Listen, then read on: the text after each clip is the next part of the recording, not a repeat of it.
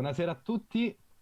Allora, buonasera, siamo oggi in live per il torneo di Scacco Matto organizzato da Oltre Studenti per il Futuro. A rappresentare siamo io, Felice Giovanni, rappresentante, e anche Maria Elisa Marcon, sempre rappresentante, e ADS Valpolicella. Buonasera. Con noi abbiamo Matteo Volpi, un istruttore appunto di Valpolicella, e Alessandro Zangrandi, che oltre ad essere sempre un istruttore di Valpolicella, è anche un delegato provinciale di Verona. Buonasera a tutti. Ora, il torneo si baserà in 6 turni, appunto. Avremo 3 turni oggi e 3 turni domani, sabato e domenica. E abbiamo gli orari appunto dalle 21:45. Partiremo tra 3 minuti con questo torneo. Secondo turno alle 22:30 per ricordarlo. E poi verso le 11:15 l'ultimo turno per concludere. Adesso iniziamo a parlare per chi si sta collegando, se c'è qualcuno con noi, c'è qualche spettatore, potete sempre interagire con noi con la chat, eventualmente risponderemo ai vostri messaggi, alle vostre curiosità o su qualcosa di cui volete parlare. Noi parleremo per tanto tempo. Maria Elisa, vuoi dire qualcosa? Per ora no, beh, buon inizio torneo a tutti, visto che Ecco, vi ormai... auguriamo un buon inizio torneo. Speriamo che vada bene per tutti. Vi ricordiamo che i premi per i primi 3 classificati ci sarà la possibilità di avere per 3 mesi premium appunto sulla piattaforma Arena. Invece per gli ultimi classificati, quindi per chi vorrà, potrete avere la possibilità di avere delle lezioni gratuite per imparare a giocare a scacchi. Ora voglio fare parlare adesso, smetto di parlare io, quindi buon torneo di nuovo a tutti e chiedo ad Alessandro Zancandi di parlarci della sua carica di delegato provinciale di Verona. Sì, allora, diciamo che appunto il delegato provinciale di fatto è la figura che fa da collante fra la provincia, appunto nel mio caso Verona, e la rappresentanza invece regionale, che a sua volta fa capo alla federazione italiana. Fra i compiti che vengono di standard, diciamo, che vengono fatti normalmente dal delegato, abbiamo ad esempio l'organizzazione del campionato provinciale assoluto, che per come è organizzato il campionato italiano assoluto funge da ottavo di finale. Quindi di fatto c'è la fase provinciale, poi si passa a quella regionale e poi a livello nazionale c'è la semifinale del campionato italiano e la finale del campionato italiano, che però non funziona come ad esempio nel calcio, per dire, dove in ottavi ce ne sono 16, nei quarti ce ne sono 8 e via dicendo. È sempre un torneo, è solo un nome, diciamo, finale, semifinale, eccetera. Poi ovviamente c'è la controparte del provinciale assoluto, che è il provinciale under 18, perché da sempre, soprattutto qua in Veneto, almeno per quella che è la mia esperienza, c'è sempre stato un forte imprinting dell'insegnamento degli scacchi verso i più giovani, con una, come facciamo io e Matteo, appunto essendo entrambi istruttori, andavamo nelle scuole appunto a proporre dei corsi di scacchi che potevano essere introduttivi per chi non aveva mai giocato, che potevano essere magari più avanzati per le classi che avevano già fatto gli anni precedenti. E tutto questo per dire cosa? Che ovviamente non erano dei corsi finalizzati a se stessi, ma permettevano a chi fosse interessato poi di accedere a un altro livello di istruzione scacchistica, ovvero di venire nel nostro circolo, ad esempio, e di poi avere corsi, la possibilità di fare tornei, quelli che organizzavamo noi. E inoltre una delle attività che mi è sempre piaciuta di più, fra virgolette, è i campionati studenteschi a squadre, ovvero a seguito appunto dei corsi che venivano fatti nelle scuole si organizzava questo torneo a squadre, quindi 4 contro 4 su 4 scacchiere diverse, che permetteva poi una fase provinciale, poi una fase regionale, poi addirittura una fase nazionale. E io avendoli vissuti sia come diciamo organizzatore, sia come invece giocatore, perché anch'io al liceo, quando andavo al liceo, ho fatto questa esperienza, devo ammettere che è molto, molto coinvolgente, è una bella esperienza da fare. Ecco. Poi diciamo che al di là di questi che sono i compiti nella norma del delegato, abbiamo anche legato anche al periodo che appunto ci troviamo a vivere tutti quanti, ovvero quello della pandemia, un calo fisiologico come in tutte quante le altre attività anche nel mondo degli scacchi. Ovviamente con l'impossibilità di fare tornei in presenza, con l'impossibilità di fare lezioni in presenza, di trovarsi nei circoli, eccetera, tante associazioni hanno dovuto chiudere e anche il numero di iscritti è andato calando. Quindi uno dei compiti anche più importanti probabilmente in questo periodo è quello anche di invogliare le persone che per un motivo o per un altro, perché magari non si sono mai avvicinati agli scacchi ma ne provano interesse, o magari perché hanno sempre tenuto come una cosa così da fare a tempo perso, magari invogliarli a provare a iscriversi alle associazioni che ci sono sul territorio per poi magari partecipare a tornei o anche no, anche semplicemente per trovarsi la sera a fare qualche partita al circolo fra amici, cioè non è necessariamente agonistica come cosa. Ecco.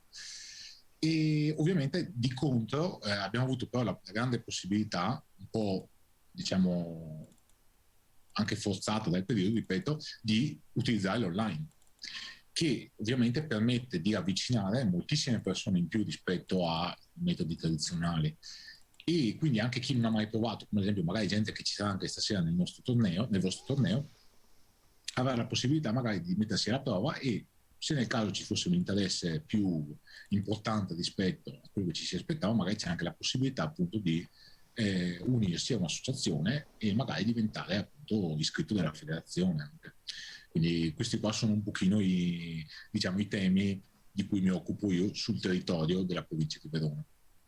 Eh, di fatto anche questo torneo è proprio stato creato, come tu ben sai, per riuscire a capire chi si è interessato in questi mesi allo sport dello scacchi, anche perché negli ultimi mesi è ritornato un po' in auge, se ci pensiamo bene. Sarà dovuto forse anche alla pandemia perché è un gioco che si può fare a casa con le diverse piattaforme, molte sono gratuite e quindi le persone giocano, però dobbiamo anche ricordare come tu mi dici che si è andato a perdere quel rapporto nei circoli, quel rapporto di face to face con altre persone, incontrarsi, giusto? Quello diciamo che è il punto principale che si va a perdere in tutti gli sport, compreso lo sport degli scacchi, che ha la sua fortuna che può essere fatto online, però come in questo caso abbiamo dovuto organizzarlo unicamente con via piattaforme online e anche con questa library avremmo potuto farla anche in presenza eventualmente, però Certo.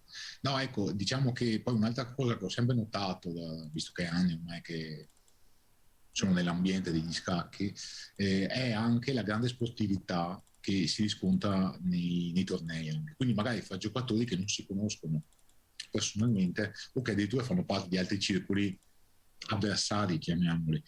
E in realtà sì, è molto bello anche fra i bambini questo, il rispetto che c'è nell'ambiente, cosa che magari in altri sport si fa più fatica a trovare adesso, senza stare lì a dire nomi particolari.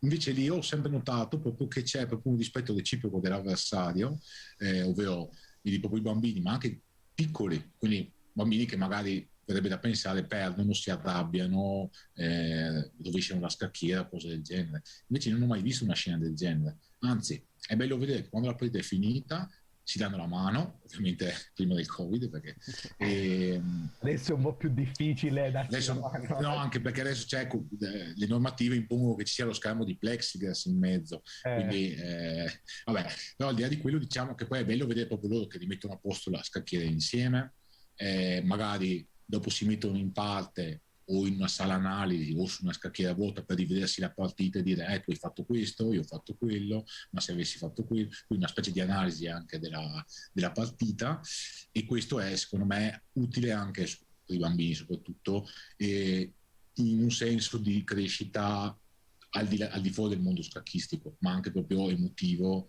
e di maturità, fra virgolette. sì, sì, sì, ma io diciamo che io penso, dalla mia ignoranza, ma anche Maria Elisa mi può accompagnare, è un gioco molto più, è uno sport, in primis, che è più, rispetto agli altri sport, è molto più ragionato, è proprio, ci sono delle strategie, dei libri, chi è in ascolto lo sa meglio di me, quindi diciamo che forse le persone che, almeno come la penso io, si ritrovano a giocare, hanno un amore per gli scacchi, perché non è un gioco, non è uno sport semplice, ci si deve stare dietro, ci si deve sbattere per giocarci. Sarà forse anche il momento, ma forse magari le persone adesso ci possono anche perdere un po' più di tempo, perché stando a casa uno non ha niente di fare, si ritrova a perdere un po' più, cioè a sbattere su una partita, a riguardarsi le mosse per vedere se magari era meglio muovere un pezzo rispetto a un altro. E diciamo che forse la pandemia ci ha dato dei pro e dei contro.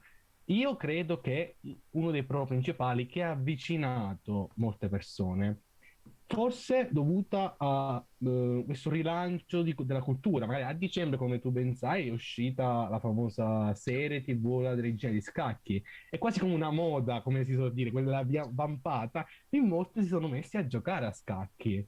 Tu pensi che, cioè, sarà una cosa temporanea o inizierà a esserci di nuovo un ritorno di fiamma come negli anni 70?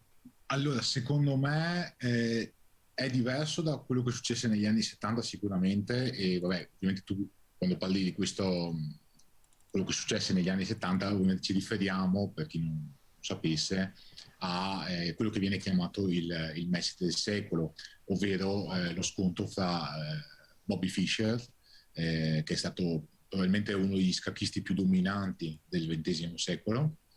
Domanda, E più di Carlsen adesso? È più forte di Carlsen? allora, è difficile dirlo perché faccio una breve spiegazione per chi non lo sa. Comunque negli scacchi esistono delle categorie e esiste un punteggio che si chiama punteggio Elo, che è stato introdotto appunto da un matematico che si chiama Arpad Elo. Questo punteggio dà più o meno l'idea di quanto possa essere forte uno scacchista, però è di introduzione molto recente rispetto alla storia degli scacchi, perché il punteggio è stato introdotto solo nel 1970.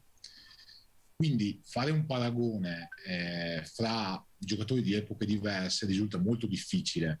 Diciamo che Carlsen è sicuramente un mostro, su quello non ci piove. Vedere le sue partite adesso a volte sembra di vedere le linee principali di un motore scacchistico, quindi mosse perfette dal punto di vista del motore. Fischer di suo invece è stato dominante perché ha offerto delle prestazioni che non sono mai più state ripetute in maniera così schiacciante come è stato fatto all'epoca. Basti pensare che la scuola russa, che era quella che dominava gli scacchi fino appunto all'avvento di Fischer, e l'ha dominata anche dopo in realtà l'avvento di Fischer, è stata In Russia, completamente... io da persona che non è molto esperta, ho sempre visto in Russia molto più amore per gli scacchi rispetto al resto Sì, del mondo. sì, sì, assolutamente. La Russia è sempre stata, diciamo, la patria degli scacchi da praticamente gli anni 30 in poi, più o meno, grosso modo.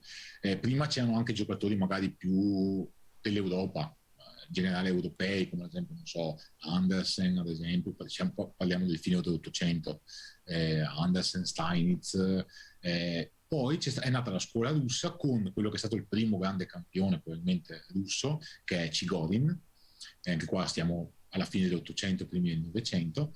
Da lì in poi è nata tutta quanta quella che è proprio la scuola russa, portata avanti da campioni del mondo, fondamentalmente tutti i campioni del mondo fino appunto a Bobby Fischer, e, e anche dopo Bobby Fischer con l'avvento di quelli che probabilmente sono un po' più famosi, come ad esempio Garry Kasparov, che è abbastanza conosciuto anche fuori dall'ambiente, diciamo.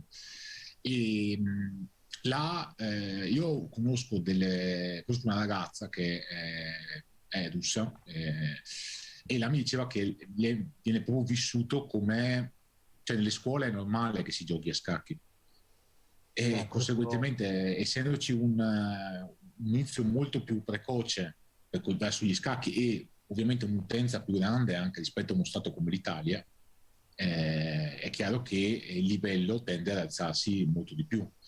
A questo uniamoci anche il fatto che fino alla caduta del regime sovietico ovviamente cioè, si subivano anche pressioni rispetto agli scacchi perché ovviamente avevano anche un peso politico dal loro punto di vista, quindi anche quello era sicuramente un fattore, ecco. si Eh, giocava un po' con gli anni 70 quasi la guerra fredda anche negli sport, cioè era un'onta per perdere la Russia se prendeva un argento o se aveva un campione, il secondo campione del mondo negli scacchi, cioè era un'onta molto grave.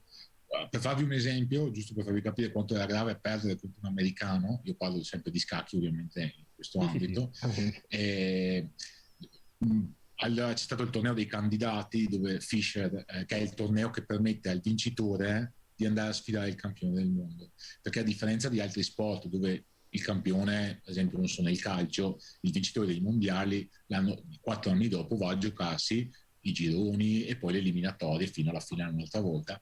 Nel caso del campione del mondo funziona un po' più come la box invece, ovvero che il campione del mondo rimane tale finché qualcuno lo sfida e perde il titolo.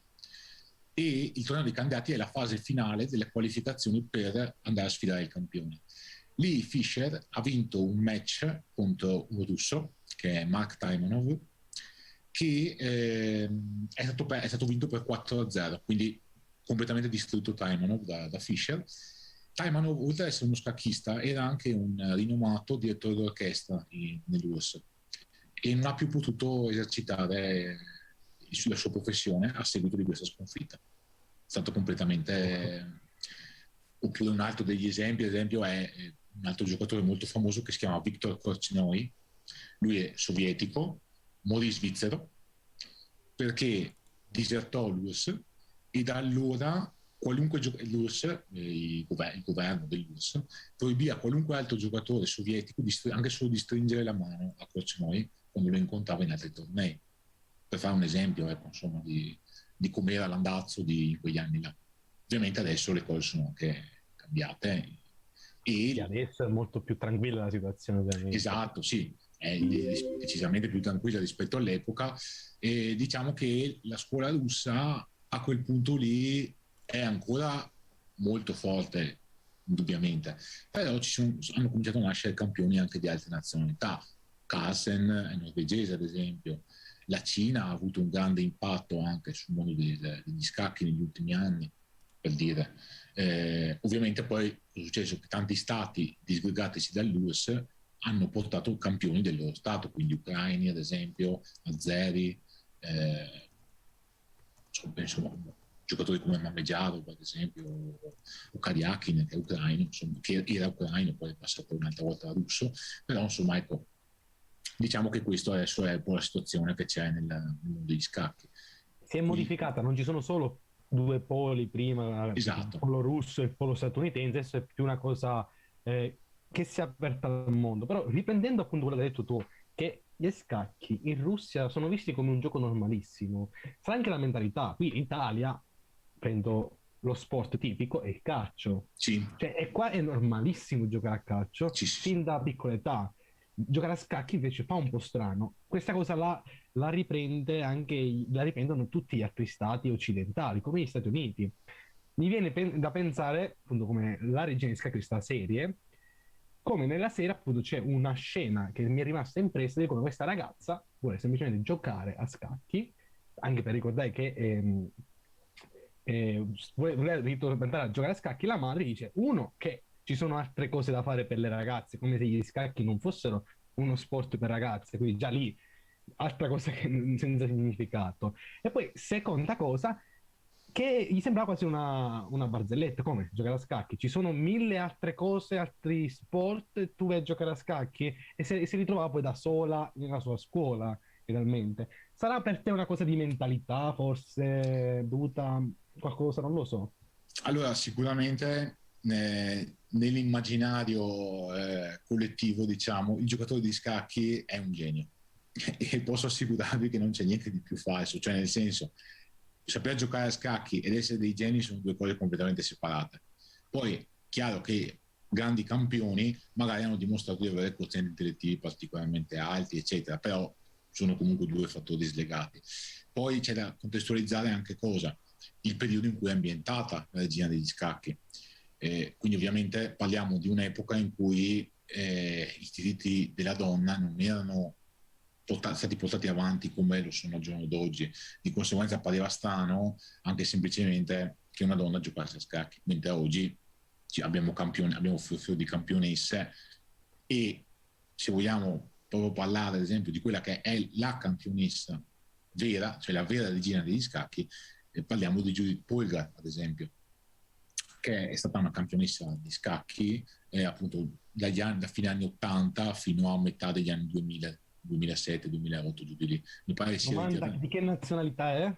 Ungherese, è Ok, ecco, ungherese ungherese. ed è molto interessante perché il padre di Judith Polgar si chiama Laszlo Polgar, era un pedagogista e lui ha voluto dimostrare con un esperimento in pratica che il genio non esiste.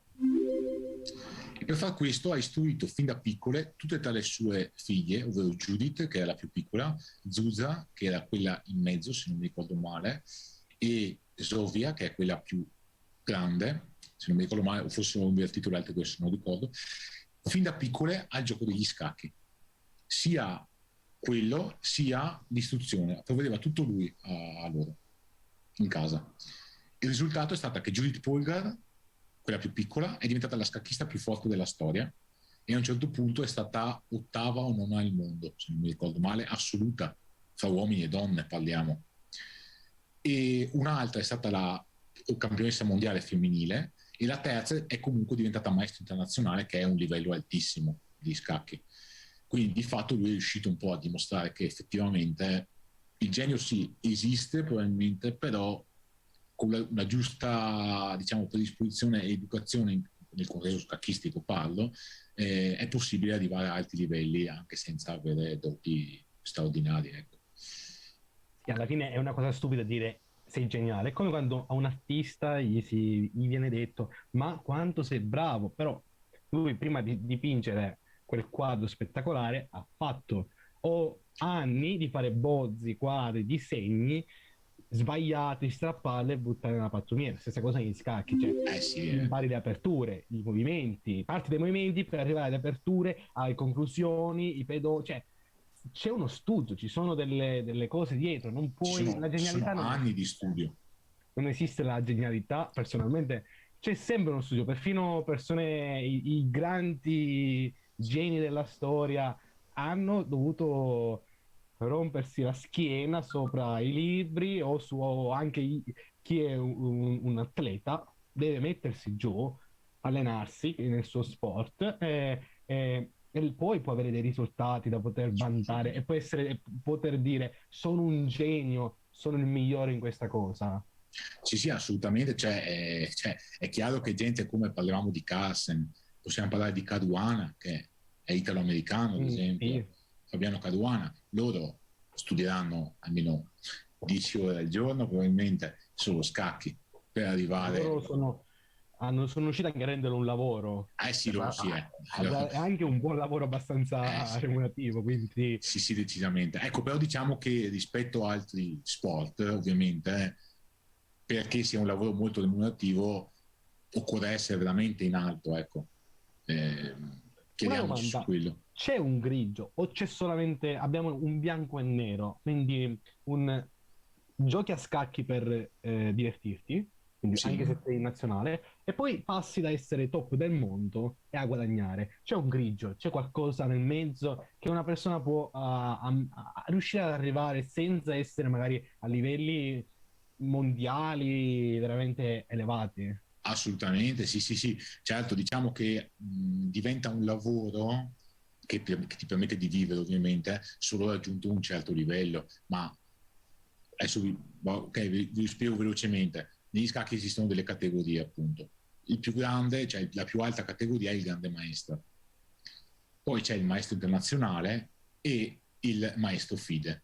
Queste sono le tre categorie FIDE. Sotto poi ci sono tutte quante le categorie nazionali, quindi ad esempio il candidato maestro, la prima nazionale, scusate, il maestro, il candidato maestro, la prima nazionale, la seconda nazionale e la terza nazionale.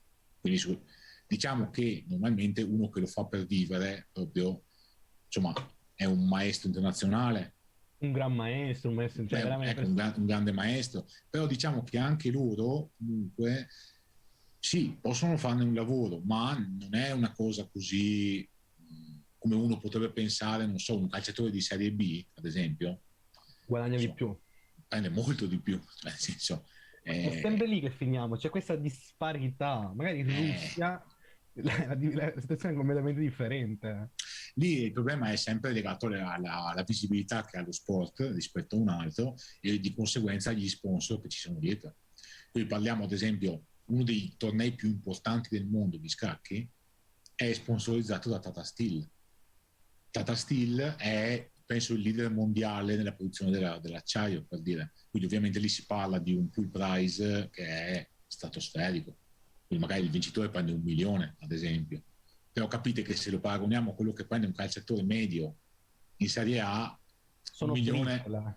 1 milione lui magari lo prende in un anno, quello invece lo vince solo se un vince questo torneo qua, per dire.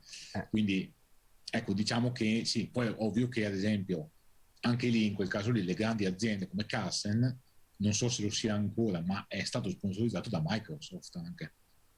Quindi ovviamente lì si parla di una certa entrata anche solo per la sponsorizzazione che ha ricevuto. Un po' ma, come ma ad per- esempio. ma anche perché, come ho già detto prima, c'è un ritorno. Adesso vedo anche io persone, amici, per esempio ti racconto questa storia. Qualche Sì, mese fa una mia amica mi si avvicina e mi fa, mi insegni qualche mossa di scacchi che vorrei iniziare? E io ti posso insegnare quelle piccole mosse che so fare, ma più di questo mi fermo lì, cioè qualche partitina. E poi anche un'altra mia amica, riprendendo sempre due ragazzi, mi hanno chiesto di imparare gli scacchi. E io credo che adesso ritornerà questa voglia di giocare e quindi di conseguenza anche i finanziatori si avvicinano. Questa è l'economia, quindi il mercato in automatico, se una cosa ritorna, le persone si avvicinano, quindi anche i finanziatori possono finanziare anche tanto. Quindi si spera magari tra 10 anni che ci siano premi molto più alti, no? allora quello sicuramente, cioè, diciamo che comunque negli anni è cresciuto il movimento, ad esempio in Italia negli ultimi 20 anni abbiamo avuto un'evoluzione stratosferica del movimento, sia come forza dei nostri giocatori, perché se pensiamo che fino ai primi anni 2000 avevamo 2, 3 grandi maestri in Italia, adesso ne abbiamo una trentina. Quindi già solo per questo l'input del movimento scacchistico in Italia è cresciuto moltissimo.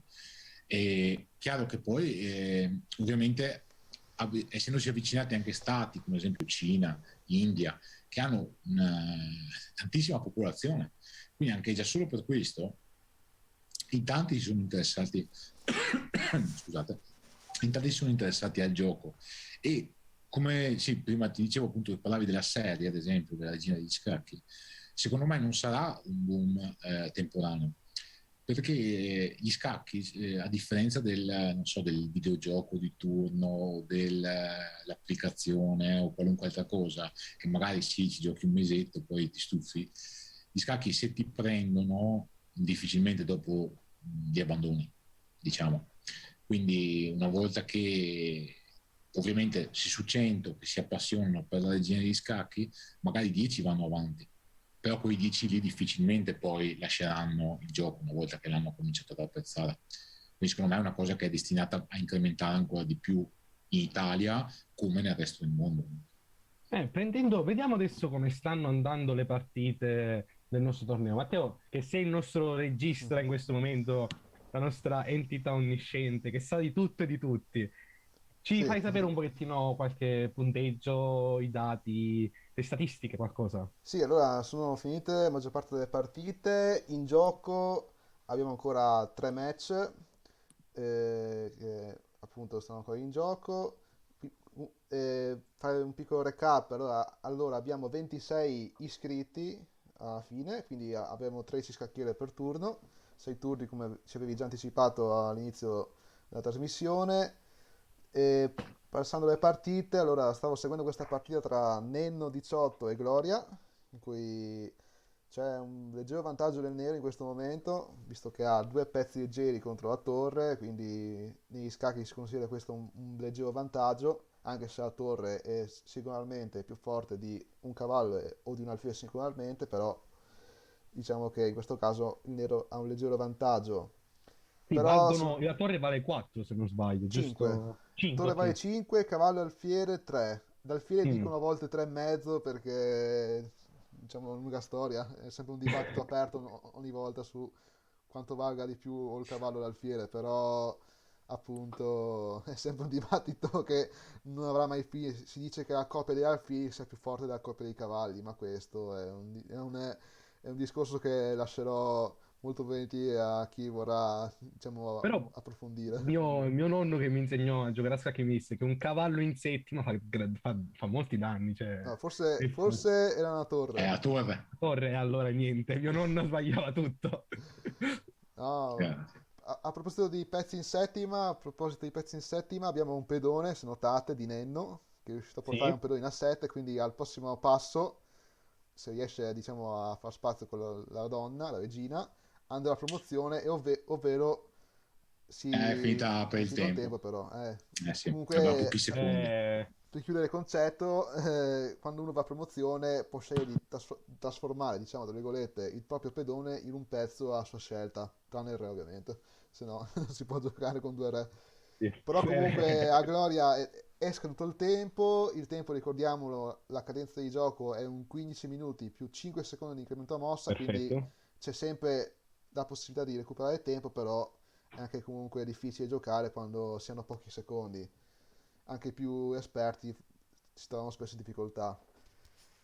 Passiamo di Sì. scacchiera, allora Il tempo è il l'unica... terzo avversario, possiamo dire, Esatto, nella partita. quando si è corto di tempo quello è il peggior nemico oltre Eh, all'avversario che è di fronte. L'ultima scacchiera ancora in gioco vedo che è tra Leonardo Raso 8 e Peter Pone. Qua è una posizione, diciamo anche qua, non tanto equilibrata. Il nero ha una stragrande maggioranza di materiale. Se Sì, notate, il bianco ha soltanto la regina, le torri e un alfiere, mentre il e la nero, donna è sotto anche, tra l'altro. esatto, e il nero invece ha una torre in più, adesso prendo un altro pezzo, un sacrificio di qualità, però la posizione ormai è collassata, quindi il nero dovrebbe avere vita facile se gioca correttamente. Sì, che non è in realtà neanche un sacrificio perché Esatto, adesso la donna va a riprendere la torre in H3, sì, presumo. Oh, sì, sì, sì, qua direi che il nero, ma, oltre al fatto che ha 5 minuti e mezzo contro 32 secondi, esatto, molto comodo, diciamo. direi sì che questa dovrebbe essere una vittoria abbastanza facile, ecco. Ok, sì, adesso il bianco scusate, il nero sta ragionando come proseguire, decide comunque di prendere la donna, visto che Sì. anche se lascia la torre in presa in H8, come infatti il bianco ha appena giocato, torre per H8 per catturare la corrispettiva avversaria, notate che comunque il nero mantiene un vantaggio di pezzi molto Abissale. esatto, abissale, ha solo due torri contro un mezzo esercito avversario praticamente. E sì, oltre a questo aggiungiamoci che il re bianco è completamente esposto, quindi Esatto, penso che non ci sarà subito, probabilmente rischia anche qualche matto, probabilmente sì, moltissime ormai mosse, ecco. non c'è, diciamo, sull'aspetto tecnico c'è poco da commentare, quindi sì, adesso vedremo semmai la tecnica di Peter Pone, in questo caso su come convertire la posizione in scaccomatto, ovvero quando il re non ha più case di fuga. Intanto però, appunto, essendo sotto scacco lui stesso, mette al sicuro il proprio re, qui rischia un po' perché si va, diciamo, a immischiare sulle torri avversarie. Sarebbe stato meglio se fosse andato dall'altra parte, però comunque i torri bianchi non hanno molto Sì. da fare in ogni caso. Sì, è che adesso può cominciare a dare scacchi anche. Sì, direi che ormai comunque il nero è esatto, comincia con lo Esatto, scacco di sì. alfiere Sì, sì, è e giusto, c'è matto adesso. sì, penso che sia amato in poche mosse. Se gioca il re H1, la donna va in H3 dando scacco matto. Se va in H2, Siamo quasi lì comunque. Ok, qui penso donna G4 seguita da donna H3 sì, ed è matto in due mosse forzato. c'è matto in due, sì, sì. Purtroppo non possiamo fare le frecce come magari ci si poteva aspettare da qualche altra piattaforma perché purtroppo in modalità Maledizione. spettatore non si sa ancora, non c'è diciamo questa piccola pecca tecnica di arena che non Mi ci fa sempre permette di... soffrire questa cosa. Esatto, non ci fa Soffro fare le sempre tanti. frecce. Io le frecce proprio ce ne soffro tantissimo se non ci sono. Ok, scegli Nana di Alfiere che comunque magari non è efficace come la sequenza che abbiamo suggerito, però adesso Sì, però penso che non comunque ha molto da adesso fare il bianco. Infatti, presumo donna, penso donna H6 a questo punto, sì, ovvero che la donna va vicino al re e invece va di là, ok, forse è ancora meglio questa. sì, forse è meglio perché adesso vabbè, è H3 è forzata e Ci dovrebbe essere il matto dietro l'angolo. Penso è donna donna H5, H5, donna sì. H5 scacco matto. Vediamo se la vede e penso comunque si stia valutando, si stia accertando, ecco, che sia matto, magari non, Si forse sta non l'ha visto. accertando. Ah, Non ha fatto di alfiere, quindi vabbè, il bianco può tornare indietro con re in G2. Sì, cioè comunque da considerare che ha 6 secondi, 11 adesso Sì, infatti. sacrifica una torre, ma comunque ormai la posizione è più che compromessa, quindi Sì, sì, ma anche a tempo ormai era andata sì, la sì. partita perché Donna G2, donna G3 matto e la vede, esatto. eccola qua. Qui abbiamo chiuso il primo turno, secondo me. Esatto, quindi esatto. adesso nella schedule, nella programmazione, il prossimo turno alle 22:30, quindi c'è una dozzina circa di minuti per riposarsi, insomma, per far riposare anche gli ultimi, Lasciamo esatto esatto, un momento per riposare gli occhi anche. anche e soprattutto quello. Ragazzi, che dite se facciamo entrare tra poco magari qualcuno che ha giocato anche per rendere un po' più interattivo il torneo, così ci dice magari com'è andata la sua partita e parlarci un attimo della sua esperienza con gli scacchi, magari come si è approcciato, eccetera. Io sono d'accordo. Sì, sì, assolutamente. Ok, perfetto, allora. Magari ci fa anche un'analisi della sua partita rapida, se vuole dare qualche spiegazione delle sue mosse. Vediamo se abbiamo qualche ospite, qualche Anche la intervista di chat, primo tempo. eventuale la chat vuole Esatto. parlare, mandare un messaggio, qualcosa, anche come consigli per il futuro. Sì, ricordo ancora che abbiamo impostato un delay, ovvero una differita di 90 secondi per evitare che chi giochi possa utilizzare i nostri commenti, quindi magari Esatto, sì, sì. imbrogliare, però Eh, è solo un una po' dei cosa preventiva, furbetti. ecco. Allora ci ha aggiunto Giacomo, quindi Buongiorno, avremo... Ciao buongiorno, ho appena Giacomo. fatto la prima partita. Esatto, vuoi Eh, darci una piccola analisi magari sotto partita? della mia partita io parto, e lo dico anche a tutti gli altri concorrenti, io sono Jackie Chess Ok, comunque, eccola qua. sono partito, io parto sempre con la partita italiana, che sarà una cosa mia, perché vabbè, e c'era Pippo Gatti e a lui gli ho fatto il cosiddetto attacco fegatello, Ah, il che fegatello, ok, sì. che consiste nel fare il sacrificio di cavallo, vabbè, magari adesso non so se tutti lo conoscete, però diciamo che è un attacco Ormai abbastanza sì, famoso, no? se In vuoi pratica, spiegarcelo tu, nel frattempo, tanto... magari adesso nella scacchiera non ce l'ho, però consiste in pratica nel fare, non so se conoscete la partita italiana, vabbè, solito cavallo in avanti, quello di re, dopo alfiere in mezzo, si butta il cavallo in mezzo per far finta di attaccare, fare il doppio attacco torre e regina, l'altro ovviamente si difende con un pedone, però quella in realtà diciamo è la trappola perché dopo che fa la cattura, lui si ricattura e pensa che mi attacca il cavallo, io butto il mio cavallo nel fuoco nemico, diciamo, e lui dice bene, è un cavallo gratis, però in realtà non lo è, perché subito vai a attaccare con la regina, dandogli scacco. Non so se adesso stiamo vedendo la mia Sì, sì, partita in realtà. sto Perfetto, facendo vedere nel frattempo. perfetto. Magari adesso vado a vedere anch'io sulla live La trovi in così differita di sarebbe 90 meglio, secondi, esatto. quindi... Ma comunque fidati che Va bene. la sto Va bene, mostrando mi mossa per fido del mossa. commento, Sì, è sì. perfetto. In pratica, dopo l'avversario si trova un po' sguarnito e lì il mio avversario ha sbagliato qualche mossa, diciamo, perché in realtà con l'attacco fegatello tu potresti ancora difenderti, però è una mossa, diciamo, difficile da trovare. Io la faccio perché io in realtà sono scarso. Io conosco questo attacco qui, diciamo, nella partita italiana e quando mi succede sono felicissimo perché ci sono poche mosse e se una la sbaglia si prende il matto immediato e quindi sono contento di portarmi la partita a casa. Adesso sono curioso di vedere qual è il livello degli altri giocatori e sono Scusa Giacomo se ti poco. interrompo, Davide Vezzari ci dice che l'audio è molto basso in uscita. Matteo, Prova ad alzarlo allora. Diciamo avevo impostato per evitare che sentiamo se andasse pure in io... yellow zone, quindi per un attimo... Sento anche io un po' basso il volume. Allora, E l'altro ovviamente si. lo sto alzando comunque nel frattempo, sì sì, vai pure Davide. Giacomo. No, invito, come dice la Sara sull'altro gruppo Telegram, entrate pure e dite la vostra opinione su questo torneo. Entriamo nel vivo del torneo, commentiamo qualcosa e avanti così, ragazzi.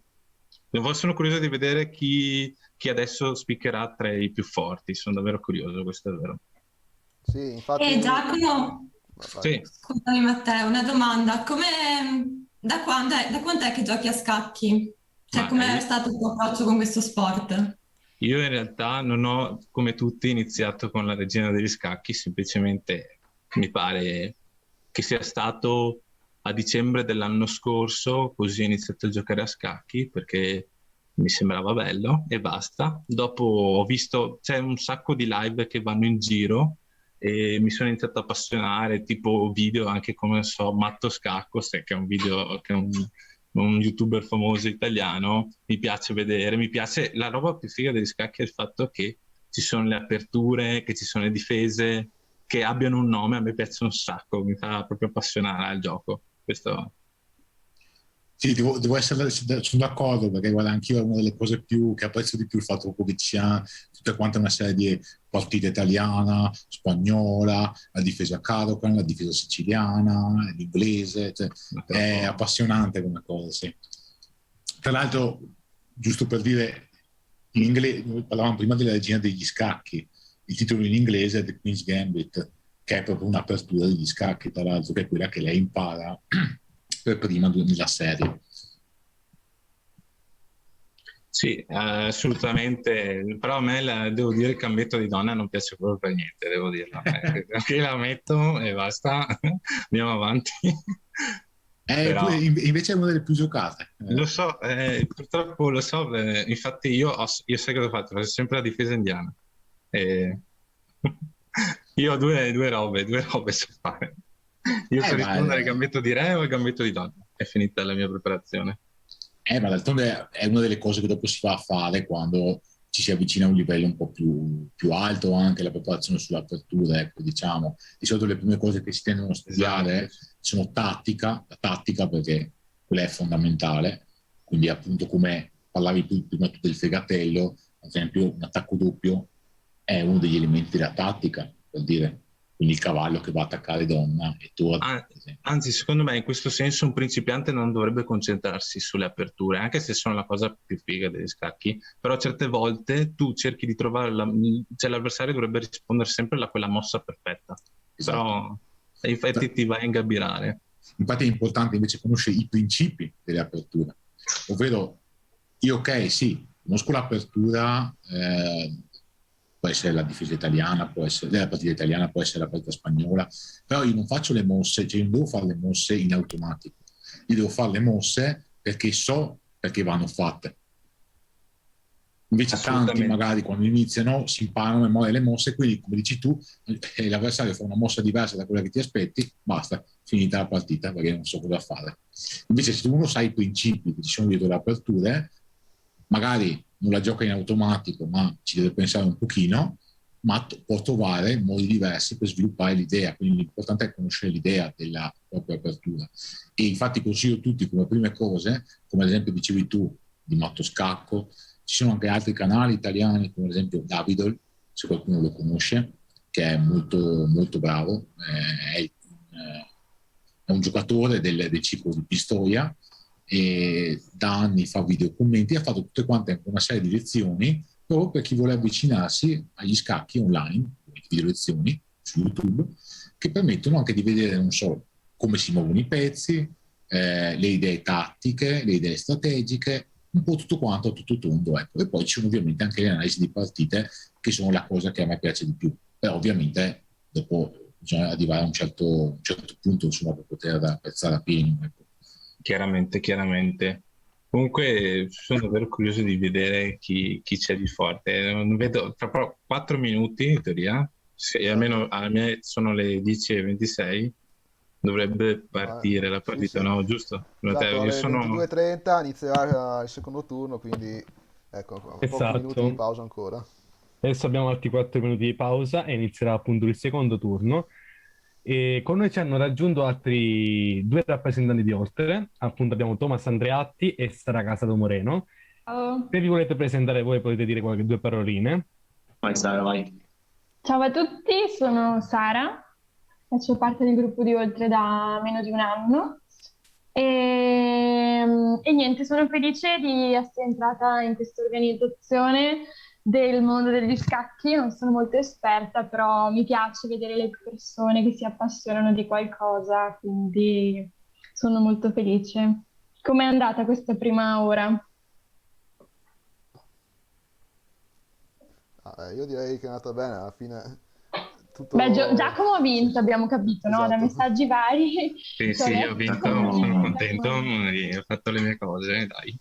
Hai battuto un mio amico che si è offeso e fa: oh, ma Offeso hai messo gente esperta a giocare. Ma vai, non sono esperti, Hai messo gente esperta a giocare, potevi dirmelo che c'erano c'erano le persone forti. E lui ha detto: No. ma dai, soltanto perché ti ha messo contro Giacomo, tranquillo, Sì, prossima sono volta. fortissimo io, sono il più forte di tutti. No, va bene. Dai. Beh, sono contento insomma di vedervi carichi.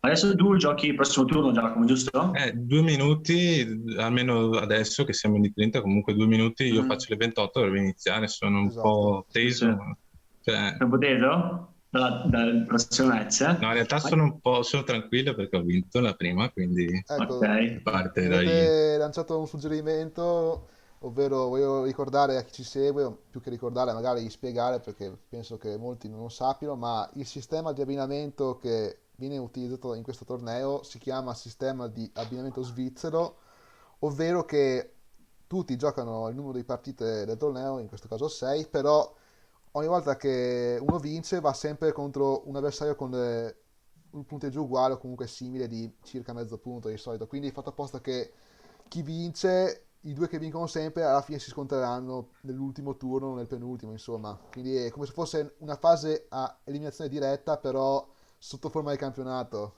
È un po' difficile da comprendere, però Quindi so che mi troverò uno che ha almeno fatto ha un punto, vinto, esatto. Uno che ha quindi vinto sarà lo trovi, esatto. casino. Volevo trovare uno che ha perso perché mi piace vincere. No, No, ma... ma peccato. infatti il sistema è fatto apposta per favorire appunto, nel senso che chi perde può comunque non va subito a giocare Rifarsi. contro un albero che ha appena vinto, Peccato, quindi peccato. Si poteva fare un magheggio, no? Già adesso vuoi vincere Sì. facile. Sì, mi Tranquillo, piace. Già, tranquillo, Lo Giacomo, fai tranquillo. adesso. Devi essere un po' anche l'agonismo, deve esserci comunque. No, zero. esatto. Allora mancano pochi Se secondi no- e stiamo per partire con il secondo Esatto, turno. comincia Mi il sa che secondo esco, turno, dai. quindi Giacomo, Ciao, vi in bocca abbandono. al Ci lupo. dovrai lasciare. Vai, Bocca al lupo. spacca, mi raccomando. E si collega a Zeno perché adesso c'è il ricambio, la gente penserà ma chi è Esatto. tutta sta gente che entra ed esce? Tranquilli, Ma sì, torneremo a ma essere c'è. un po' più ordinati. Facciamo. Un senso continuo, giusto così, Esatto. giusto così. Devi creare un po' di variabilità. Ciao a tutti. Ciao Zeno. Zeno. A Zeno. Adesso siamo a 30, quasi 30 spettatori nella live, quindi 24. questo ricambio ha funzionato ad alzare il livello Abbiamo di innalzato spettatori. live degli ascolti, ragazzi. Non mi stupisco, posso dirlo. Ti hanno salutato in chat, ti hanno salutato Sara, sei stata salutata Ciao. Super già famosa ragazza. Qua.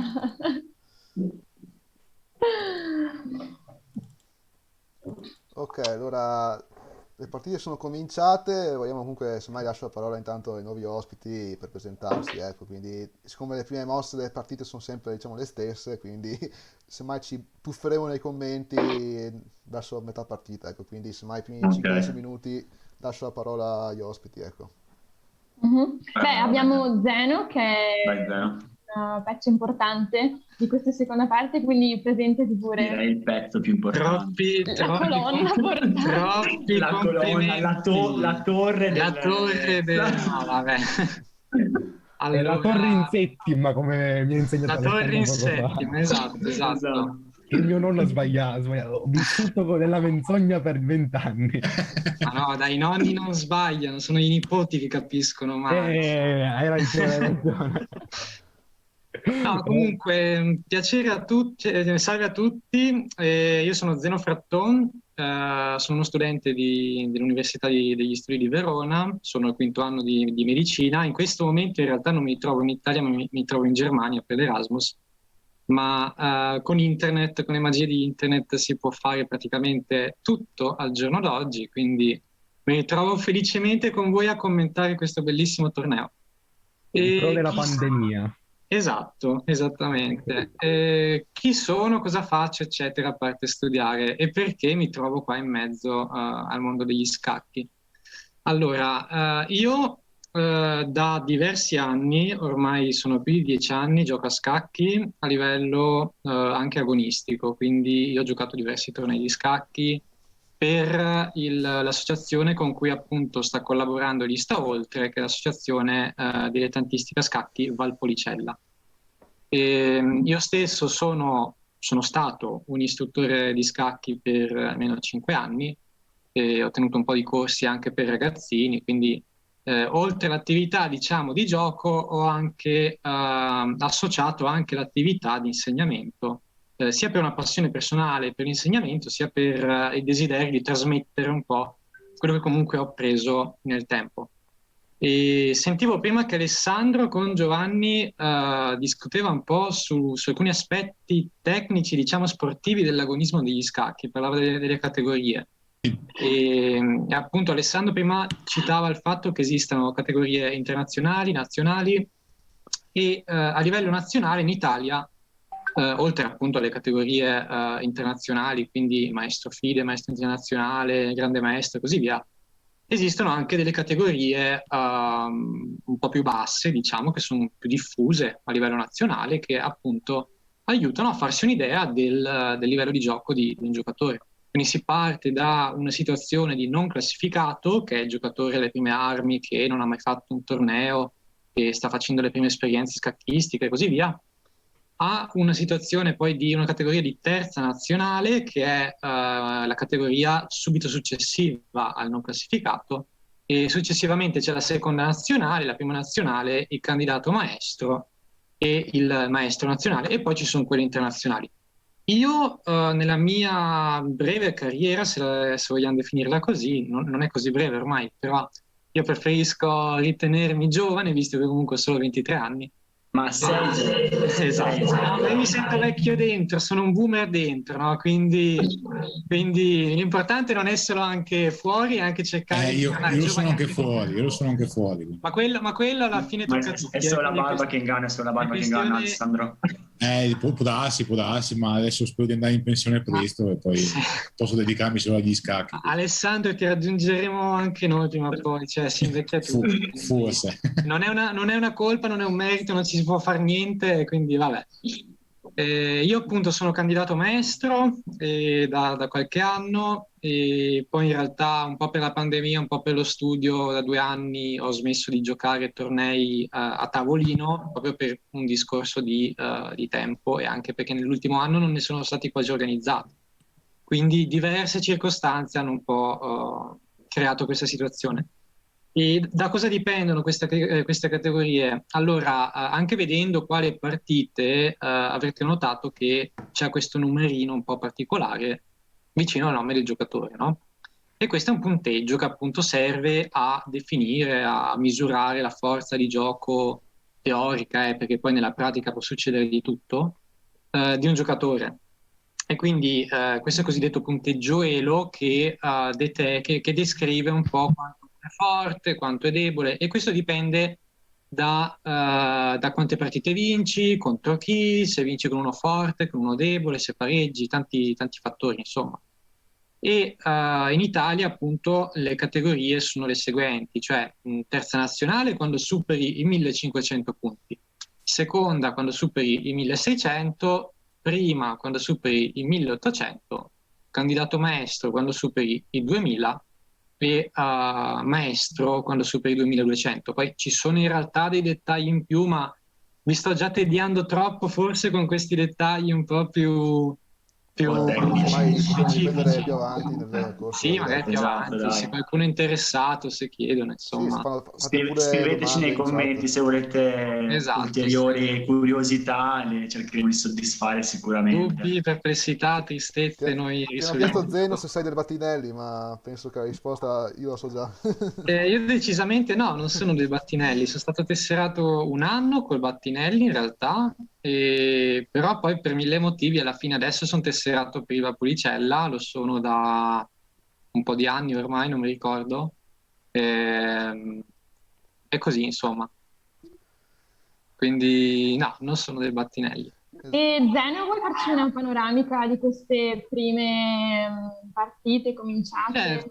Certo, allora mi metto qua davanti le partite che abbiamo in corso, che sono per l'appunto già, alcune sono già a partita inoltrata, usciti dall'apertura, come si suol dire, no? Perché noi possiamo suddividere una partita di scacchi tutto sommato in tre grandi momenti. Una è l'apertura, cioè quando si tirano fuori i pezzi praticamente, cioè si spingono in avanti i pedoni, poi si tirano fuori i cavalli, gli alfieri e così via, ed è un po' la fase iniziale della partita, cioè in cui i giocatori decidono un po' come schierarsi, decidono un po' quali pezzi mettere subito al centro, oppure comunque come attivarli, e in base a quello poi si avrà la fase successiva, il mediogioco, cioè la fase centrale. In base a quello si vedrà se le scelte che sono state prese in apertura sono buone oppure no, perché dei pezzi messi meglio danno un vantaggio. Per fare un po' un parallelo con l'economia, se vogliamo, magari c'è qualcuno che studia economia che ci segue. Io no, però. Com'è? Io la studio, però vai. Perfetto. Chi valuta, io di economia so quasi niente, quindi probabilmente è un esempio un po' da tuttologo del web che fa finta di sapere, ma in realtà non sa niente, però lo faccio lo stesso. Spero me lo concediate e spero di non fare gaffe. Te lo concedo. Me lo concedi, Da ottimo. futuro medico te lo devo concedere, dai, metti caso di una visita. Ok, facciamo questo, ok, da Outdesk ci sta. Allora, praticamente quando si valuta un'azienda, che io sappia, nei bilanci, sì, c'è il fatturato, c'è l'utile, eccetera, però ci sono anche poi vari asset che ha a disposizione un'azienda, no? Quindi mi immagino un'azienda che ha degli immobili, immagino un'importante azienda che ha degli immobili in centro a Milano, può anche decidere di affittarli, no? Ad esempio qualche casa di moda, tipo Louis Vuitton, Armani, Gucci e così via. Perché? Perché sono delle zone molto ambite, perché avere un locale in centro a Milano, tu ci metti un bel negozio di moda, i turisti ci passano, poi turisti magari facoltosi, fanno degli acquisti, insomma, oppure anche banalmente per l'immagine, per il brand, associ quella casa di moda a un brand di lusso perché è in centro a Milano e così via. Questi sono degli asset che danno un vantaggio per le aziende, no? E allo stesso modo negli scacchi, se uno ha un cavallo, ad esempio, che è piazzato molto bene al centro della scacchiera, questo è un po' un asset, perché dà un vantaggio a quel giocatore, che quel cavallo è fortissimo. Viceversa, se uno ha un capannone che non se ne fa niente, sta cadendo a pezzi, è in una zona non strategica, non ci può fare niente, però ci deve pagare le tasse.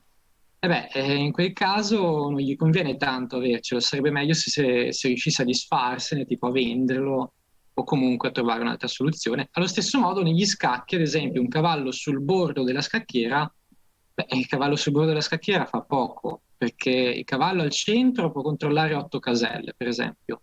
Un cavallo all'angolo ne controlla solo 2. Chi controlla più caselle in teoria ha un vantaggio, perché controllare caselle significa avere più possibilità da una parte di impedire all'avversario di accedere a queste caselle, dall'altra significa anche potersi spostare e quindi occupare poi ulteriori caselle e così via.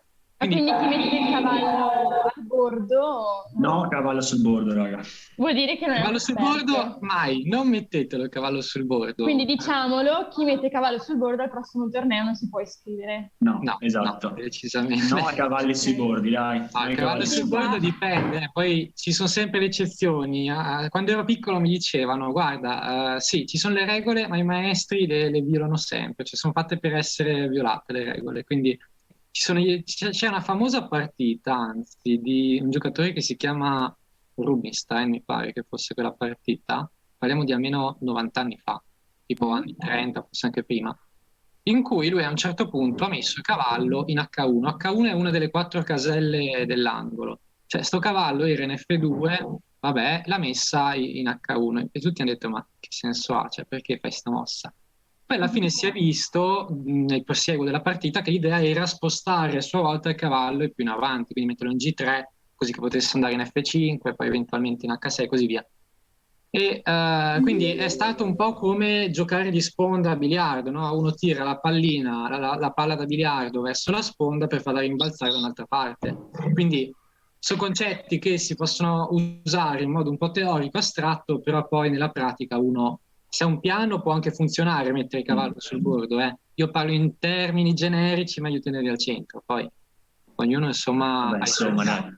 dai. Io sto controllando Diciamo che- adesso se qualcuno mette il cavallo il cavallo sul Bravo, Abbiamo Bannato poi, Sara bannato. che è Già lo pronta- banniamo proprio subito se è mette il cavallo pronta a sul bordo. giudicare Sara. No, comunque, Assolutamente. Allora, vediamo che...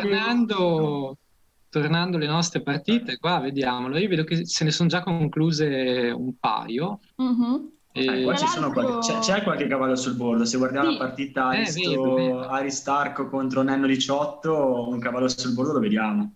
Mi I pare- bianchi chi sono? Aristarco o Aristarco, aspetta che lo Sì, trovo. Aristarco col bianco e Nenno col Esatto. nero. Quindi cavallo sul bordo, ma ha vinto. Non so se ha vinto. Sì, un Bianco- matto molto particolare. Bianco ha tra l'altro. vinto, esatto. Sì. Esatto. Molto, molto bello come matto. Il bianco Sì. ha vinto.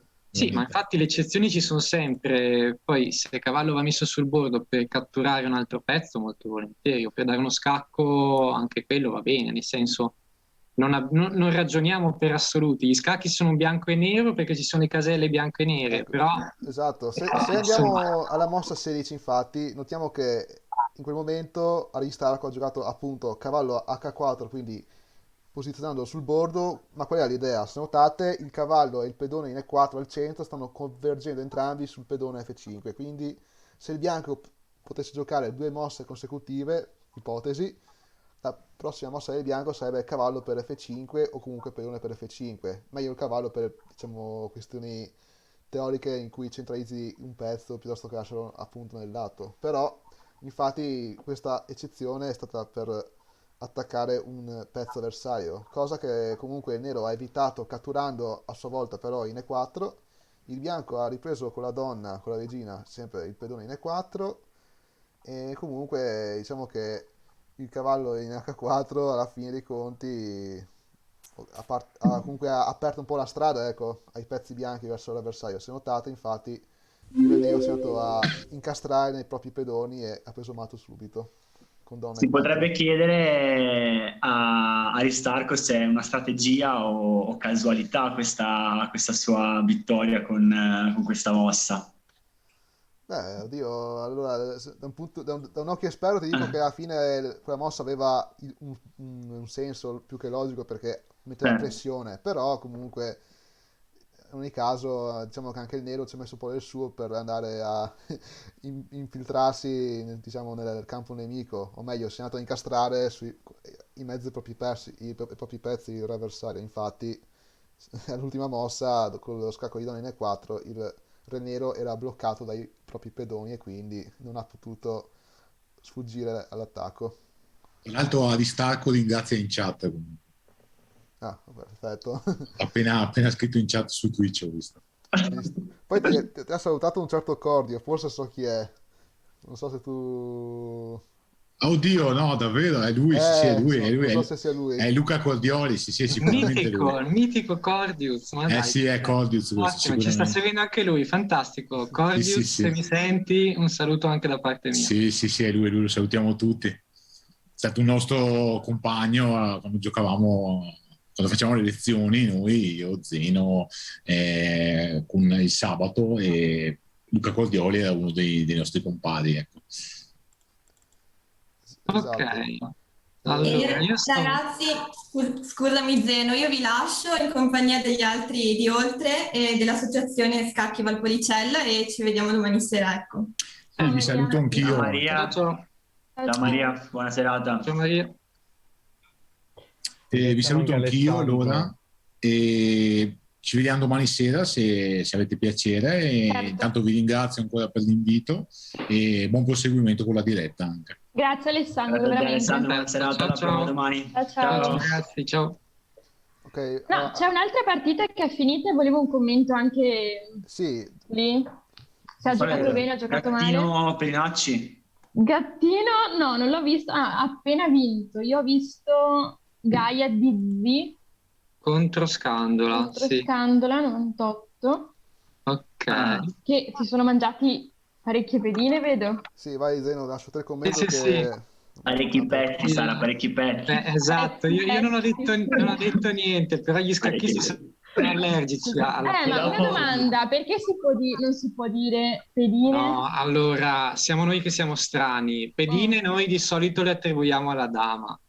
Tra scacchisti Ok. e damisti sembra quasi una barzelletta, un meme, ma tra scacchisti e damisti non corre buonissimo sangue, non sempre, insomma. È tipo ingegneri architetti, possiamo per usare una Più o metafora. meno, esatto, più o meno. Gli scacchisti pensano di essere, no, più intelligenti dei damisti, quindi quando dicono la pedina dicono no, non sono un damista, cioè. Quindi, ma è tutto Ingegneri lì. matematici, anche se vogliamo Sì, usare un esatto, altro. oppure fisici e matematici, no? A seconda che uno arrotondi i numeri oppure no, quindi Esatto. vabbè. E allora, vediamo un attimo, Gaia trattino di Z con Scandola 98. E dunque, Partiamo dall'inizio, volendo dai. possiamo rivederla dall'inizio, Sì, se sì, volete un attimo. vai Ok, pure. facciamo un commento dall'inizio. Allora, Gaia, trattino di Z, mi sembra quasi di essere Lundini quando metto il trattino, ma vabbè, in realtà me la sto tirando e basta. Ok, iniziato con D4, partita di donna, Scandola 98, anche lui o lei, non so bene, eh, prosegue con la stessa mossa, quindi D5, cavallo C3 sviluppa un pezzo, cavallo F6 ne sviluppa un altro. F3 è una mossa interessantissima perché sembra una perdita di tempo per chi guarda a prima vista, in realtà introduce la spinta in E4, no? Perché il pedone F3 poi farà un po' un sostegno al pedone che andrà in E4, perché adesso vediamo con le prossime mosse, il nero gioca cavallo C6, che mette pressione sul pedone in D4, il bianco gioca E4, quindi il nero può catturare in E4 e come abbiamo visto F3 fa quello che serviva, no? Cioè F3 mangia il pedone del nero e quindi adesso il bianco ha due pedoni al centro. I pedoni al centro di solito sono una buona cosa perché occupano caselle centrali che sono molto importanti, come dicevamo, e quindi danno un piccolo vantaggio, almeno dal punto di vista teorico. Qua bisognerebbe dire che questa mossa il nero avrebbe potuto mangiare il pedone in D4, ad esempio con donna per D4, senza temere poi che il bianco catturasse a sua volta, perché il cavallo a sua volta avrebbe ricatturato. Una regoletta banale, semplice è: io conto quanti pezzi attaccano e quanti pezzi difendono. Un po' come a risico, no? Quando bisogna attaccare, tu vedi quante armate ho io, quante armate ha quell'altro, e a spanne vedi come andrà l'attacco. No, a scacchi tu vedi il nero che ha due pezzi che attaccano il pedone, il bianco ne ha soltanto uno che difende, e quindi il nero potrebbe catturarlo. Invece ha giocato E5, comunque anche questa è una mossa abbastanza buona. Il bianco ha catturato e il nero ha ricatturato a sua volta. Ora il bianco, andando avanti, ha fatto uno scacco, ha fatto alfiere B5 scacco, e è una mossa comunque di sviluppo, quindi tutto sommato va bene. Il nero risponde con C6, quindi si difende dallo scacco. Noi sappiamo che quando si è sotto scacco bisogna difendersi, proprio una regola degli scacchi, non si può tenere il re diciamo sotto attacco. Successivamente il bianco ha fatto una mossa un po' inaspettata dal mio punto di vista, che è cavallo F3, che va bene, è una mossa di sviluppo, ci piace, siamo contenti. Però va detto che se il nero adesso avesse giocato cavallo per F3 scacco, il bianco avrebbe giocato ad esempio donna per F3, quindi ricattura il cavallo. Il nero poi avrebbe potuto giocare C per B5, cioè il pedone, quello che sta in C6, attacca l'alfiere e poi se lo mangia. E quindi il nero avrebbe guadagnato un pezzo completamente gratis. Non è andata così, ma nessun problema. Anche alfiere di 6, comunque una mossa che non è un errore, diciamo, non compromette la partita. Alfiere F4, un'altra mossa di sviluppo con la quale il bianco cerca di fare pressione sul cavallo. Il nero mangia, pedone mangia. Ecco, in questo caso in realtà dobbiamo tenere in considerazione una cosa, cioè questo cavallo sta dando scacco, noi siamo costretti a catturarlo. Non dimentichiamoci che c'è un alfiere in F4 che è in presa, cioè che è attaccato, cioè ce lo può mangiare. Con G per F4, cioè col pedone, l'alfiere rimane indifeso. Ciò significa che il nero, se vuole, ce lo può mangiare dopo, come è successo, mi pare di aver visto. Invece, se avesse giocato donna per F3, poi se vogliamo dopo possiamo anche parlare del perché si dice re, eccetera, e non si dice regina ma si dice donna, perché anche questo è un fatto carino che potrebbe anche un po' infastidire magari chi sente questa parola per la prima volta applicata agli scacchi, insomma. Comunque, con donna per F3 invece si difendeva l'alfiere, quindi non si perdeva il pezzo. G per F3, alfiere per F4, quindi l'ha mangiato. E torre G1 è una mossa che punta molto all'attacco, diciamo, però forse non è la mossa migliore, perché l'alfiere in B5 invece è ancora attaccato, quindi forse era meglio spostarlo. Torre G1, il nero arrocca, quindi mette al sicuro il re.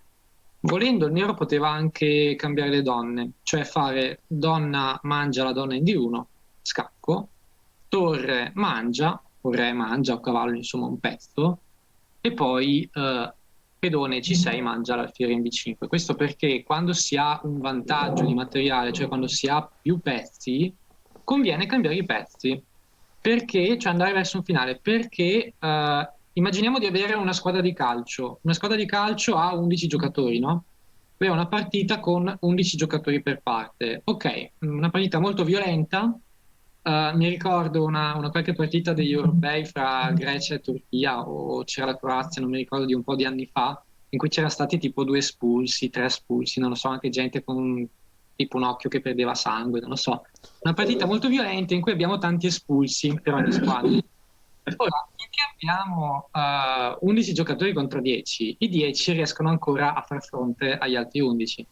Se ne abbiamo 9 contro 8, 8 devono giocare contro 9, ancora ce la facciamo. Se iniziano ad essere 8 contro 7, il rapporto diventa sempre più iniquo. Finché arriviamo, ad esempio, 6 contro 5, 5 contro 4, 4 contro 3, 3 contro 2, 2 contro 1 è il doppio. E quindi chiaramente più si cambiano, tra virgolette, i giocatori i pezzi, e peggio sta la parte che ha meno pezzi. Quindi un 2 contro 1 a calcio è un dramma per chi è da solo. A scacchi, se si cambiano i pezzi quando l'avversario, uno dei due è in vantaggio, l'altro è in svantaggio, chi è in vantaggio sta sempre meglio, chi è in svantaggio sta sempre peggio. Quindi questo è un po' un parallelismo che si può fare. A me piace un sacco provare a fare degli esempi che aiutino a trasportare, diciamo, ciò che si vede negli scacchi in una realtà che è più familiare a chi magari sta iniziando. Vabbè, capito, cioè io dico, il calcio me ne intendo zero, come dico, ma scacchi, però ho capito. Di solito le metafore aiutano. Le metafore aiutano, anche perché mi stavo un po' perdendo con le lettere prima, se devo dirti la verità, Zeno. No, in effetti sì, io vado molto col pilota automatico ormai sulle lettere, però mi rendo conto, sì, magari posso anche ricalibrare il commento. Per i profani possa essere... Sicuramente chi sta ascoltando ascolta con piacere, quindi... Perfetto, sì, poi anch'io quando insegnavo cercavo sempre di fare questi esempi, perché poi con i bambini appunto loro si divertono poi quando gli metti... Io chiedevo che sport fai? Mi dicevano basket, c'è chi mi diceva atletica, ok, poi c'erano altri che mi dicevano no, io faccio canoa. Canoa, che esempi gli faccio sulla canoa? Cioè, vabbè, ok, però in qualche modo puoi usare la strategia di arrivare in fondo al lago. Ma io non so niente di canoa, cioè, vabbè. Quindi sì. Comunque, tornando alla partita, il nero, come dicevi, essendo in vantaggio di un pezzo, ha Sì. proseguito semplificando ulteriormente la posizione, quindi cambiando i pezzi del corrispettivo valore o comunque gli esatti corrispettivi, quindi alfiere per alfiere, cavallo per cavallo, torre per torre e così via. E infatti mossa dopo mossa diciamo, ha concretizzato sempre più questa idea e quindi anche il vantaggio finale finché appunto non è riuscito a dare matto in E beh, andando un attimo 5 mosse. velocemente, sì, vedo che effettivamente ha catturato altri pezzi, ha fatto dei cambi. Io adesso sto scorrendo velocemente sul Sì, mio sì, anch'io, computer. infatti, ho visto in E profondo. alla 17ª, sì, il bianco ha spinto il pedone in E5. E scusate se vi interrompo, c'è una partita che mi sembra proprio avvincente. Il Blu 99 e Andrea.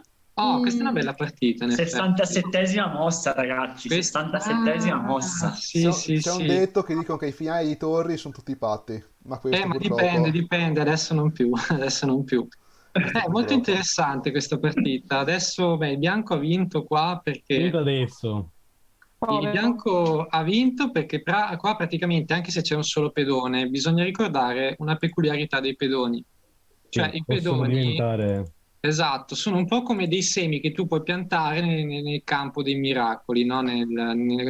Diventa l'albero dello zecchino d'oro, degli zecchini d'oro, no? Tu praticamente il pedone quando riesci a farlo arrivare a fine scacchiera, quindi all'ottava traversa, il pedone può diventare un pezzo a tua scelta, tranne il re ovviamente, che il re ce n'è soltanto uno. Tu puoi prendere tutti i pezzi che vuoi, puoi farlo diventare un alfiere, un cavallo, una torre, anche la regina, insomma. Come la dama, no? Insomma. La dama, se non ricordo male, quando lo metti in fondo Esatto. diventa un damone. Diventa la dama, diventa appunto la dama. Esatto, che è un pezzo potente, Controlliamo bene il però vocabolario. è un po' diverso. Io comunque di dama non so molto, quindi... Vabbè, cioè, li cambia, prendo che può andare indietro, quindi sì, è esatto. obbligatorio. Cioè, è più arrivare- forte per quello, esatto. Io dama ci giocavo da piccolo con mia mamma, però poi ho smesso. E La praticamente... propedeutica agli scacchi, la dama, diciamo, chiamiamola così. Sì, facciamo finta di sì, dai. Io ora lascio la chiusura a Sara e a Thomas, vi lascio anche io, vi ringrazio per avermi fatto iniziare a me, ringrazio Zeno per essersi reso disponibile questa sera e ci sarà anche domani, sarà con noi sempre domani, sempre penso allo stesso orario, giusto? Ringrazio io. Ok, vi lascio e buona continuazione a chi ci sta ascoltando dal torneo, a chi invece non lo sta vedendo, buona visione del torneo e a voi buona serata. Ciao Giovanni. Ciao Giova, buona serata a te, Ciao. grazie. Tra l'altro su Twitch ci augurano anche la buonanotte, quindi insomma è l'orario. Buonanotte Giovanni. Buonanotte. Spettatori carini che abbiamo. Esatto. Praticamente qui abbiamo il nero che si arrende all'evidenza del fatto che il bianco ha un pedone che è inarrestabile. Cioè cosa significa? Che il pedone può essere spinto avanti, ma il nero non ha nessun modo per impedire che ciò accada. Ciò significa che il bianco poi lo porterà in fondo alla scacchiera e al 100% sceglierà la donna, cioè la regina, e poi da lì re e donna contro re è molto facile. È un po' quasi come la situazione dei 2 contro 1 a calcio, forse anche peggio. Sono 2 pezzi che collaborano per dare matto e quindi il nero giustamente dice buona, finita, cioè ho perso. E vediamo. Marco Basili. Marco.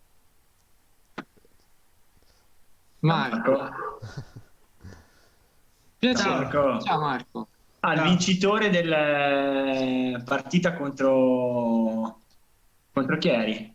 Carletto, sì, mi sembra. Ok, Sì, Carletto. ok, così, eccolo qua. Se vuoi farci una rapida analisi della partita, magari... Commento post partita, Esatto. dai. No. Come no? Caldo, no? Conferenza stampa. Esatto. Stampa. Il campione, ecco qua, il campione. No, ecco, Marco, allora raccontaci di te, chi sei, cosa fai? Io sto studiando scienze motorie con Thomas. Ok, qui a Verona. li conoscete? Sì, dal primo. Non lo conosco, chi sei tu? Sì. Ok, quindi sei stato obbligato da Thomas a iscriverti al torneo o hai visto e hai detto mamma mia che bella idea che hanno avuto questi Io Sara non obbligo mai nessuno nella vita. Ti sei bloccato. No, mi è Marco, proprio vai. piaciuto come iniziativa. Infatti mi sono... Marco pietrificato dalla Cosa? situazione, dalla Sei vittoria. pietrificato, non ti sentiamo più. Sei bloccato? Aspetta che... Ha vinto, ragazzi, si è emozionato e si è pietrificato. L'emozione fa questi scherzi ogni tanto. Mi l'emozione. sentite? Sì, ti sentiamo. Ti Sentiamo, vai, sentiamo, vai. ma non ti vediamo. Mi sentite? Sì, Sì, sì. vediamo una faccia Come- ferma e una voce che parla, vai, di quello Perché? che vuoi. Puoi fare quello che vuoi, gesti, qualsiasi. Sì, esatto, non ti No, vediamo, niente. quindi... No. Come ti è sembrato il tuo avversario? Ma perché? Pronto? È stata una bella sfida o è stato un gioco da ragazzi vincere? A me mi è piaciuto, non ho come fare con Arena qua, non ho mai usato sto sito. Allora, se vuoi andare a vederti la partita, vai su Osserva e peschi fuori il tuo incontro e poi puoi andare avanti e indietro con le mosse e con le frecce. Ah, ok. Sì, ho appena Non fatto... riesco a premere osserva però. No. Ah, giusto, vai su torneo, No. scusa, vai su torneo e fai Osserva da lì, ecco. In alto lo Ok, vedi? ok. Sì, sì. Ma adesso la prossima partita sarà sempre Sì, stasera? 11 E 11 e un 23, quarto, 15. prossimo turno. Esatto. Sì, E andrai per con una finito. persona che ha vinto. Andrai contro una persona che ha vinto. Ok. Esatto. Il turno Perché- prima com'è andato? Hai vinto o perso? No, ho finito saltato, di mi sa. lavorare alle 10 e mi sono collegato adesso. Ah, ok. Va E bene, dai. avrò lo stesso problema domani, penso. Ah, nessun Vabbè, dai, problema. salti lavoro se proprio, dai. Comunque, allora, nel frattempo ho fatto rivedere ai spettatori, insomma, come è andata la tua partita. Direi che comunque hai giocato più che bene, anche perché l'avversario ha messo un bel po' di imprecisioni e tu hai saputo Sì. approfittarne una volta dopo l'altra. Unica cosa che ti voglio dire, ma giusto una pignoleria, se Sì. vai alla mossa 28, quando il tuo avversario ha giocato re di 1, potevi già dare Aspetta un mato. secondo che non riesco. Allora. Vai alla mossa 28.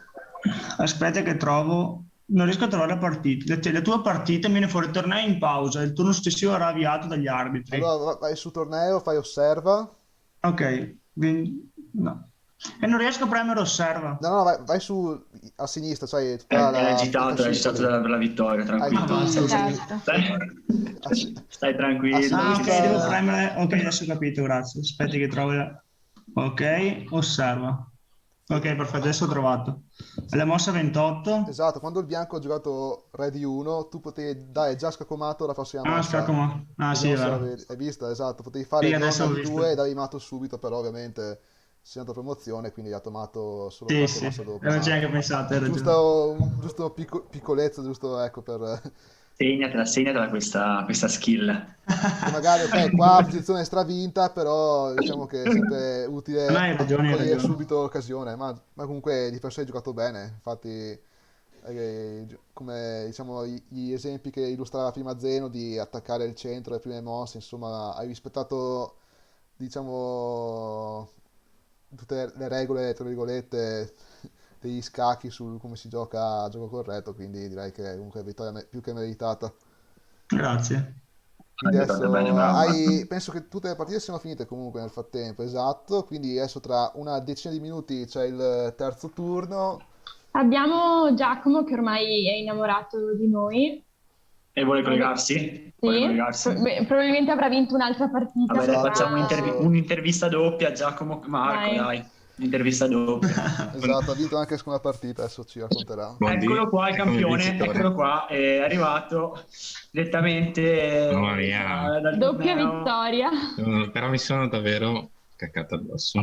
Cioè, Ah, Dai, questo giro hai riguardiamo- dovuto soffrire, ragazzo, Mamma mia. Giusto così, giusto così. Ho chiesto anche a Giboli se vuole entrare, però è davanti alla TV, quindi meglio di no. Vabbè, dai, semmai nel frattempo ci guardiamo la partita come prima, dai, se vuoi... Beh, quindi Giacomo, rispetto alla prima partita, le tue aspettative sono state maggiormente soddisfatte? Molto più forte, però purtroppo ha fatto un errore il mio avversario.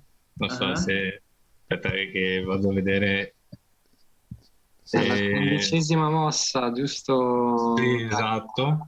E ha lasciato la regina in presa, ovviamente ho detto gnam gnam e me la sono presa, però dopo ha giocato bene e infatti se guardate, se vai alla 24esima, 25esima mossa, è stato lì il momento che quando mi ha fatto il doppio col cavallo, che lì mi sono proprio detto, guarda, l'erroraccio, cioè la partita vinta, perché se ti mangi la regina, dopo semplifichi tutto, dici e vinci, no?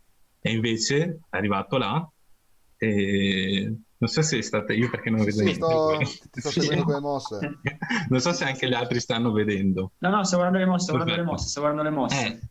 Non mi sto capendo, però mi fido. Infatti, se si vede la scacchiera, comunque... no, scusatemi, mi sto incasinando. Mossa 24 hai detto? Ti sei Esatto. caricato? Perché se vedi c'è il cavallo che mi attacca sia la regina che la torre. E tu dici, una delle due mi deve mangiare, no? Esatto. Ma per fortuna, diciamo che il mio avversario ha fatto un errorino prima e aveva lasciato il re scoperto, allora le ho fatto un intermezzo. Adesso parlo francese.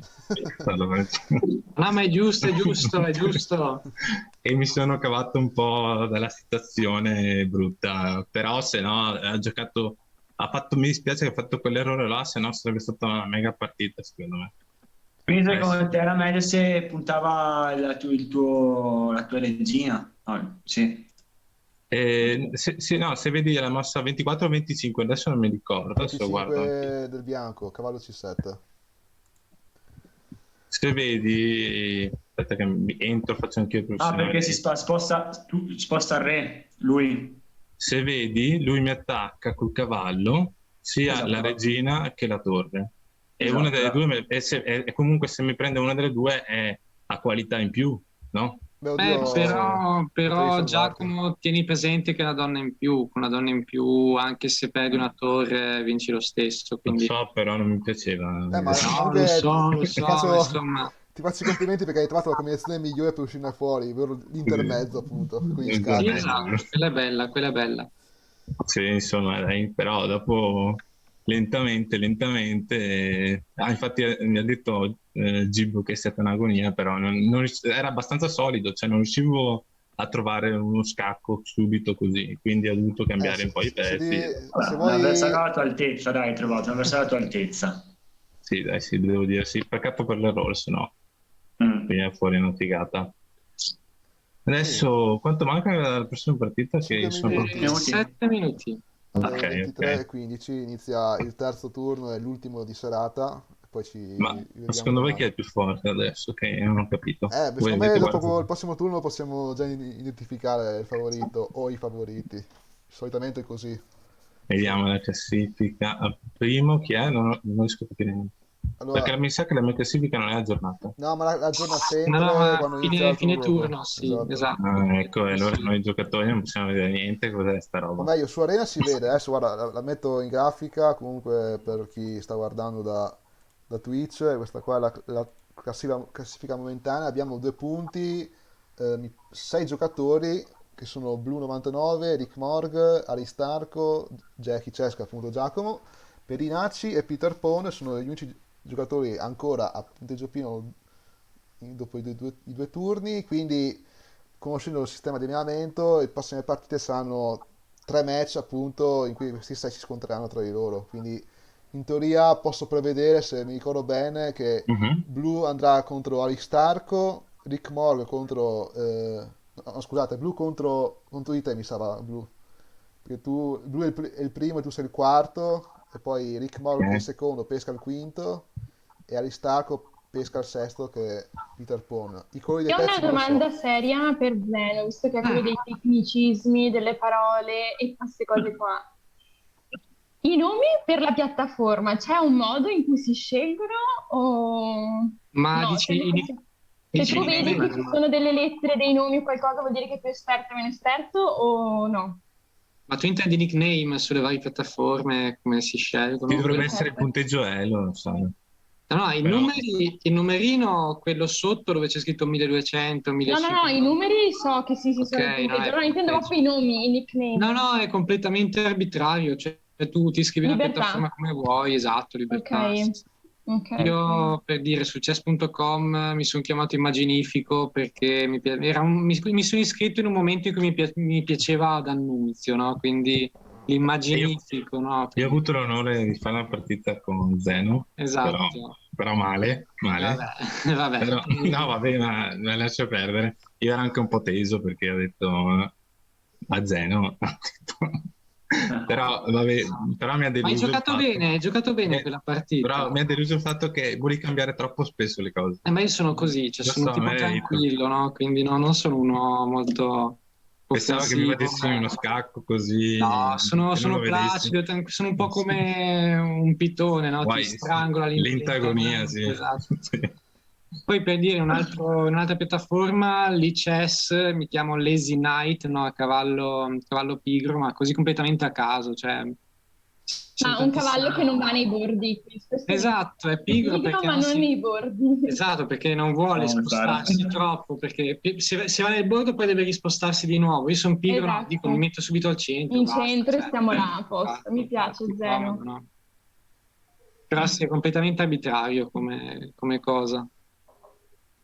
Io invece mi chiamo Jackie e sempre qualcosa di fianco. Jackie Chess, Jackie Investo, qualcosa. Ma Jackie per cosa? Dottor Giacomo. Jekyll Hyde? Giacomo. Vero Betty. Però esatto, bravissimo. Le azzecca tutte, Tom. Giustamente, giustamente. Stasera l'ha detto bene. Ma in realtà io sono curiosa di sapere, no, questa domanda è veramente seria, la questione di donna e regina di Zeno, che diceva prima, insomma. Ah, esatto, anche io vorrei sapere questa cosa qua. Allora, come dicevo sulle mosse, no? Sai che ho detto prima di H7, C4, no? Tutte, sembra la battaglia navale, no? Mhm. Il bello degli scacchi è che tu praticamente puoi scriverti le mosse, cioè come vediamo anche qua sulla piattaforma, vediamo sti numeri, ste lettere strane così, che sono di fatto le mosse. Cioè tu vedi 1.E4, significa che è la prima mossa, perché c'è scritto 1, e cosa è successo? E4, cioè un pedone è andato in E4, che è la casella che si incrocia, no, fra la colonna E la traversa 4. È un po' come la battaglia navale, no? Un piano cartesiano, hai le colonne, le traverse, e tu li incroci e hai la casella singola, no? E per tutti i pezzi c'è la sua ci sono le loro lettere, no? Quindi hai che il cavallo, ad esempio, ha la C, l'alfiere ha la A, la torre ha la T, no? Perché sono le iniziali. Il pedone non ha niente perché Mi sa che Marco, scusa di interrompo Zeno, mi sa che Marco e Giacomo dovete partire tra un po'. Sì, tra un minuto sì, Giusto, riprendo. giusto, sì, sì, sì. Vi salutiamo e Collaboriamo. Stavi Zeno. Volevo solo spiare, però non posso. Vabbè. Zeno. Mando qualche messaggio a Zeno. Va bene. Vabbè, Buona ciao. partita. Ciao, grazie. Bocca al lupo. Ciao. Ciao E a un Marco. Ciao certo anche a punto, Marco. ciao Marco. Che si è perso secondo me, sta facendo altro. No, Ok. ecco. E uno a un certo punto si chiede, ma il re e la regina iniziano entrambi con la R, cosa facciamo? Perché tipo in inglese hai king and queen, no? Quindi hai K e Q. In tedesco hai König e Dame, che l'hanno chiamata Dame, cioè la dama, perché sennò sarebbe Königin, la regina in tedesco, e sarebbe sempre K. Allora, per avere un po' questa differenza nella notazione scacchistica, non puoi scrivere entrambi R, hanno detto il re lo chiamiamo re, la regina l'hanno chiamata donna. Allora, va detto che gli scacchi storicamente sono sempre stato un gioco un po' sempre maschile, tra virgolette, si giocavano i nobiluomini durante il loro tempo libero, e così è una società completamente diversa da quella che conosciamo oggi. Quindi anche per questo fattore, diciamo, di tipo culturale e sociale, i nomi dei pezzi, la notazione dei pezzi è stata data in un periodo storico che è diverso da quello di oggi. Oggi, se si dicesse, decidiamo che diamo la precedenza al pezzo cosiddetto maschile, che poi non è vero niente, cioè siamo noi che attribuiamo una figura al pezzo, ma il pezzo in sé è semplicemente una figura che si sposta in un modo invece di un altro. Noi abbiamo maschilizzato il re, femminilizzato la regina, ma per dirvi, in russo mi pare che l'equivalente di regina in realtà sia il consigliere o comunque un'altra figura che è appena sotto magari o comunque un pari al re ma che ha una funzione diversa. Quindi credo che sia la donna proprio quella è la porta, arrivederci. Non lo so in realtà, ti dico, io non so il russo. Sono cose che ho letto, magari sto facendo degli errori. Quello che dice per noi è legge, Zeno, quindi puoi dire Ma sì, quel che infatti, vuoi. tu puoi Posso inventare, dire- tu puoi posso inventare. Noi ci inventarmi fidiamo le cose. ciecamente. Posso inventarmi le cose, che bello, mi invento, va bene. Logicamente, tanto Ok. non sapere neanche il russo, quindi vai No, tranquillo. beh, faccio qualche verso strano e dico è russo, no, vabbè. Esatto. E quindi praticamente hanno detto... Vodka, tipo così. Esatto, vodka, Tanto preghiera siamo 11 e un espansiva. quarto, fuori Esatto. coprifuoco, fuori fascia protetta, quindi si può dire anche vodka. I bambini non stanno ascoltando, perfetto. Esatto. Perfetto. E niente, quindi hanno detto a uno mettiamo la R, a quell'altro ne mettiamo la D. Qualcuno vuole nobilitare dicendo, ma donna è diciamo, un'abbreviazione di domina, no? C'è stata una sincope, quindi domna, donna, quindi la signora, no? La padrona, dal latino, no? Cioè, ognuno la vede un po' come vuole, di fatto è per un motivo pragmatico, i pezzi devono avere delle iniziali diverse, perché poi quando scrivi la mossa se no ti confondi, cioè ti dici, ma si è spostato il re, si è spostato la regina, cos'è successo? E quindi c'è sta roba qua, solo per quello. Poi chi ci vuole vedere maschilismo, patriarcato, eccetera, è libero di farlo, però insomma, possiamo litigare su tutto, c'è chi ha ragione e chi no, poi... No, si vede una tradizione, insomma, la Sì, tradizione è basata sul patriarcato come tutto, insomma, e si porta esatto, avanti, ma Come non per tutto, forza no. adesso... Come va tutto, no, dai, fatta... non usiamo questo termine. No, sì, adesso il chiamar donna non credo sia offensivo, visto che ti viene da un'origine, insomma, Va contestualizzata, da diciamo. contestualizzata. Perché se no ci mettiamo ad eliminare gli scacchi perché diciamo, ma i bianchi iniziano per primi, no? Ci sono gli articoli di Lercio oppure i meme che dicono, sono razzisti perché i bianchi iniziano per primi. Mhm. Cioè, possiamo fare gli scacchi blu e rossi a questo punto, se non vogliamo bianchi e neri. Cioè, esistono anche le scacchiere così. Cioè, poi E in quel caso chi comincia, il blu o il rosso? si decide, insomma. Decidi tu. Se dici Tu che cosa vorresti far cominciare, Sara, il blu o il rosso? Io direi il blu, dai. è che Sì? poi anche lì, se vai negli Ok. Stati Uniti, dici allora stai avvantaggiando i democratici, non i repubblicani. Giusto, Cioè, vedi, si giusto. può sempre litigare su tutto. Cioè, È vero. Allora facciamo Basta, scacchi aboliamo gli trasparenti, trasparente chiaro e è trasparente scuro. opaco, è opaco, esatto. E dopo ti dicono, ma allora lì è la sambuca con l'acqua senza l'acqua, cioè... Tanto siamo Va fuori bene, fascia però- protetta, no? Quindi... Stiamo raggiungendo livelli di... Vodka, sambuca, poi. possiamo fare gli scacchi alcolici, no? Sapete che c'è la scacchiera con gli scacchi alcolici? Sì, quello si sapevo. Esatto, che tu Sicuro che quello Thomas lo sa. mangi il pedone e ti Comunque, fai c'entra il sicuro questo Thomas lo sa, ci sarà queste... Io sono uno sportivo, nasco come sportivo. quindi lo sport, il gomito dello scacchista, no? Cioè... Può essere che lavoro l'articolazione del gomito e Esatto. la produco. È comunque un'articolazione da allenare, comunque fa un Ed è anche- lavoro, è un'articolazione importante, sia meccanico che Esatto. metabolico. Esatto, è un'articolazione importante e complessa, ci sono tanti legamenti coinvolti. Esattamente, a livello anatomico, in generale, secondo me, mano e cioè braccio, avambraccio, c'ha muscoli e Sì, ma è terribile, infatti. Pensa che poi è nata la chirurgia della mano apposta per dire quanto è una cosa iper specialistica, no? Origini di Serfine a non finire praticamente, quindi Esatto, sì, infatti proprio... penso sia forse la parte più complessa del corpo umano, se dobbiamo... Oddio, se vogliamo parlare dell'apparato osteomuscolare, sì, ma... no, complesso c'è il cervello che è molto più Vabbè, ho complesso. capito, sì, ok, se andiamo più... Sì, ok, no. parte osteomuscolare, però penso che sia Sì, no, la parte sono più d'accordissimo. complessa. Sì, penso di sì. Comunque qua stiamo Non so. divagando con dei ma nostri interessante. commenti nerd molto belli. No, comunque tornando alle Vabbè. partite, allora, ho appena colto in fragante, penso già il primo momento decisivo di questo turno, perché due dei capolisti, ovvero Peinacci e Rick Morg, o meglio, se voglio essere più preciso, Peinacci è in vantaggio di una donna, perché il nero ha commesso un errore lasciando la donna in presa, e quindi adesso si mette tutto in discesa per Perinacci, che penso convertirà questa posizione nell'arco di poche mosse. Poi passando magari a un'altra partita tra capolisti, andiamo a vedere il nostro Giacomo, Jackie Chess contro Peter Pawn. Qua siamo qualche mossa più indietro rispetto alla partita precedente, è molto tranquilla qua.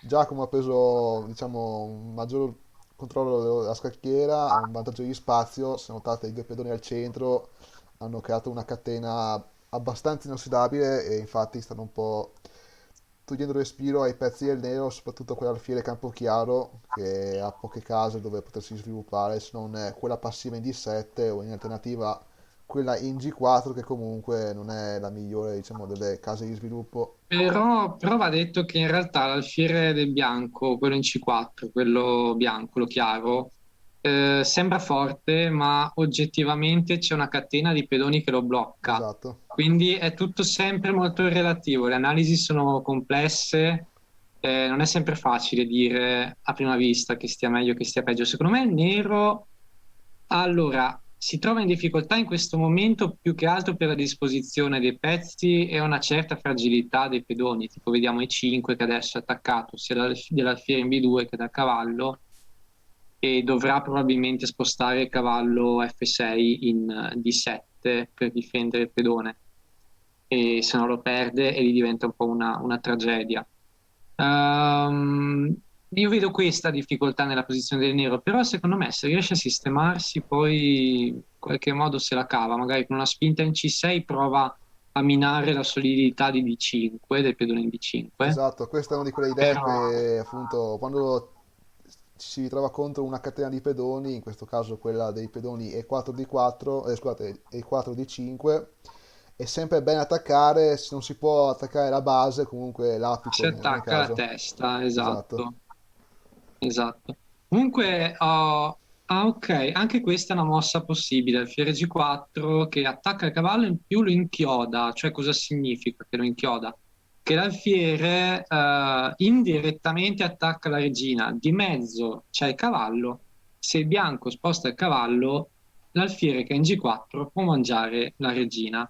Questa è la cosiddetta inchiodatura, è una tattica che si utilizza spesso e che fra l'altro i principianti spesso in realtà non conoscono e quindi ci cascano, tra virgolette, quindi si fanno mangiare la regina per questo motivo.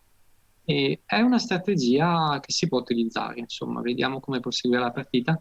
Tra Qua l'altro, un occhio esperto, direi se il bianco giocasse alfiere per le 5 qua, viene fuori un bel tatticismo, alfiere ovvero... per 5, io direi che non è proprio una mossa ottimale perché può seguire ad esempio alfiere per F3 a sua volta, no? E se alfiere per D6 mangia alfiere per D1, quindi non è chiarissima perché comunque il nero, scusami, un pezzo l'ha mangiato Ah, mi sa che prima avevo e così un pezzo, forse esatto, no. no, no, perde un pezzo alla fine, perdeva un pezzo. Alfiere per 6, quindi alfiere per F3, poi alfiere per Eh, D6, alfiere per D1, alfiere per sì. B4 con, che mangia l'alfiere, siamo No, scusami, l'alfiere è in D6, dov'è che va poi? in B4 a mangiare il corrispettivo.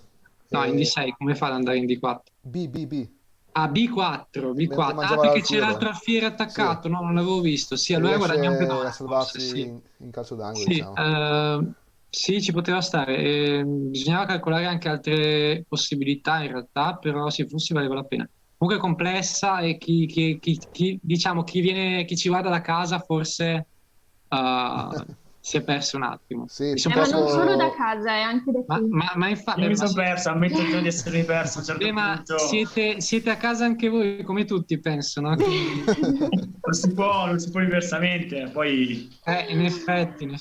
Purtroppo non possiamo muovere i pezzi, non ci No, permette di toccare siamo l'attaccato. limitati dalla tecnologia del nostro tempo, per citare un famoso template Esatto. di meme. No, comunque, Leno è esperto di meme, ho scoperto io oggi. sono un mematore, sì. Dopo le ultime reazioni alle mie storie Instagram ho scoperto Esatto. La realtà supera il meme spesso. Cambiando Esatto. cascacchiera, andiamo dagli ultimi due capolisti che dobbiamo ancora osservare, ovvero Aristarco contro Blu 99. Qua siamo già in un finale, però penso, oddio, il nero forse è messo leggermente meglio, direi. Sì, però è complesso. Esatto. Cioè, io sono monotono, tutte le cose dico che è complesso, però è la classica tecnica da paraculo, se si può dire, di uno che per dire no, piuttosto di sbagliare dico è complesso. Però qua No, comunque sono in comunque precisione, secondo me, il nero. sì, allora, oggettivamente il nero ha un pedone in più, però sappiamo bene che quando si è in un finale con pezzi leggeri come l'alfiere cavallo e la torre, un pedone in più potrebbe non essere sufficiente per vincere, perché vediamo il caso pratico adesso. Ok, il bianco ha giocato bene, il bianco ha giocato torre F7, inchioda dal pedone, lo attacca, ottimo. Il nero difende. Adesso facciamo finta che il bianco giochi pedone mangia in F6. La situazione di per sé è molto complessa, perché è complicata, perché se gioca cavallo per F6, il bianco può giocare alfiere 7 e attacca 2 volte il cavallo. Il famoso discorso che dicevamo prima, no? Il pezzo che è attaccato 2 volte ma è difeso una sola volta. E qui adesso c'è il problema che come si difende questo cavallo? Perché la torre non può andare a difendere, no? La torre nera, e N2 è un po' in disparte, insomma, non può fare molto. Dovrebbe iniziare a dare un po' di scacchi il nero, ma non è detto che poi che riesca a difendere il cavallo. Quindi forse un'alternativa sarebbe non catturare subito il pedone, ma quindi si fa e per F6 il nero potrebbe fare il re G6 che attacca la torre. Se la torre si sposta poi si può fare cavallo per F6 senza problemi. Non è andata così, è andata completamente in modo diverso. Quindi è andato in B8. Il nero cosa può fare? Può dare esatto, può fare re G6 che attacca la torre si sposterà. E una volta che si sposta si può anche catturare il pedone in E5, che in realtà viene rimangiato dall'alfiere. Non è semplice però, perché anche quel pedone lì in più non è detto che sopravviva fino alla fine. E insomma, vediamo, perché sarà secondo me una delle ultime partite a finire. Esatto. Se non ci saranno errori particolari ci possiamo tornare alla fine, quando sarà più chiaro. Esatto, allora ditemi voi una scacchiera magari interessante da osservare. Io vedo un bel finale, nel finale di torri, fra Basili Marco 98 e Gattino 99. Sì. Anche quello è interessante a mio avviso. Se no, altre partite, ma qua sono tutte interessanti, no? Quando si entra A nel parte Firo Salva e Gloria, mi sa che è ferma la partita, qualcuno ha lasciato. lì sì, Firo Salva si vede che non c'è e sta perdendo per il tempo. Idem Sima e Pippo Gatti, fermi. Esatto, si vede che c'è peccato. stato qualche defiance. Ora X è arrivata per tutti. Esatto. Si Vabbè, sono lasciati nelle braccia di Morfeo, insomma. quindi allora dove ci spostiamo? Ma io direi di andare a vedere il mitico Basili Marco Ok, 98, vedere se replica. Allora, Marco ha il bianco in Sì. questo momento e noi vediamo come si valuta una posizione di scacchi. Facciamo un attimo un commento anche didattico. Vai. Allora, Non vedevo l'ora del commento didattico. ok, Alle innanzitutto 11:29. Voglio degli esempi però, per favore. Certo. Io voglio delle metafore, delle Esatto. metafore e stile anche delle parabole. con la no? canoa, con la canoa le voglio le Con la, metafore. con la canoa, perfetto. Andiamo su a Parona, quasi a Parona, no, a Borgo Trento, dove si allenano con la canoa. Perfetto, no, Esatto. dove c'è la diga quasi del Chievo.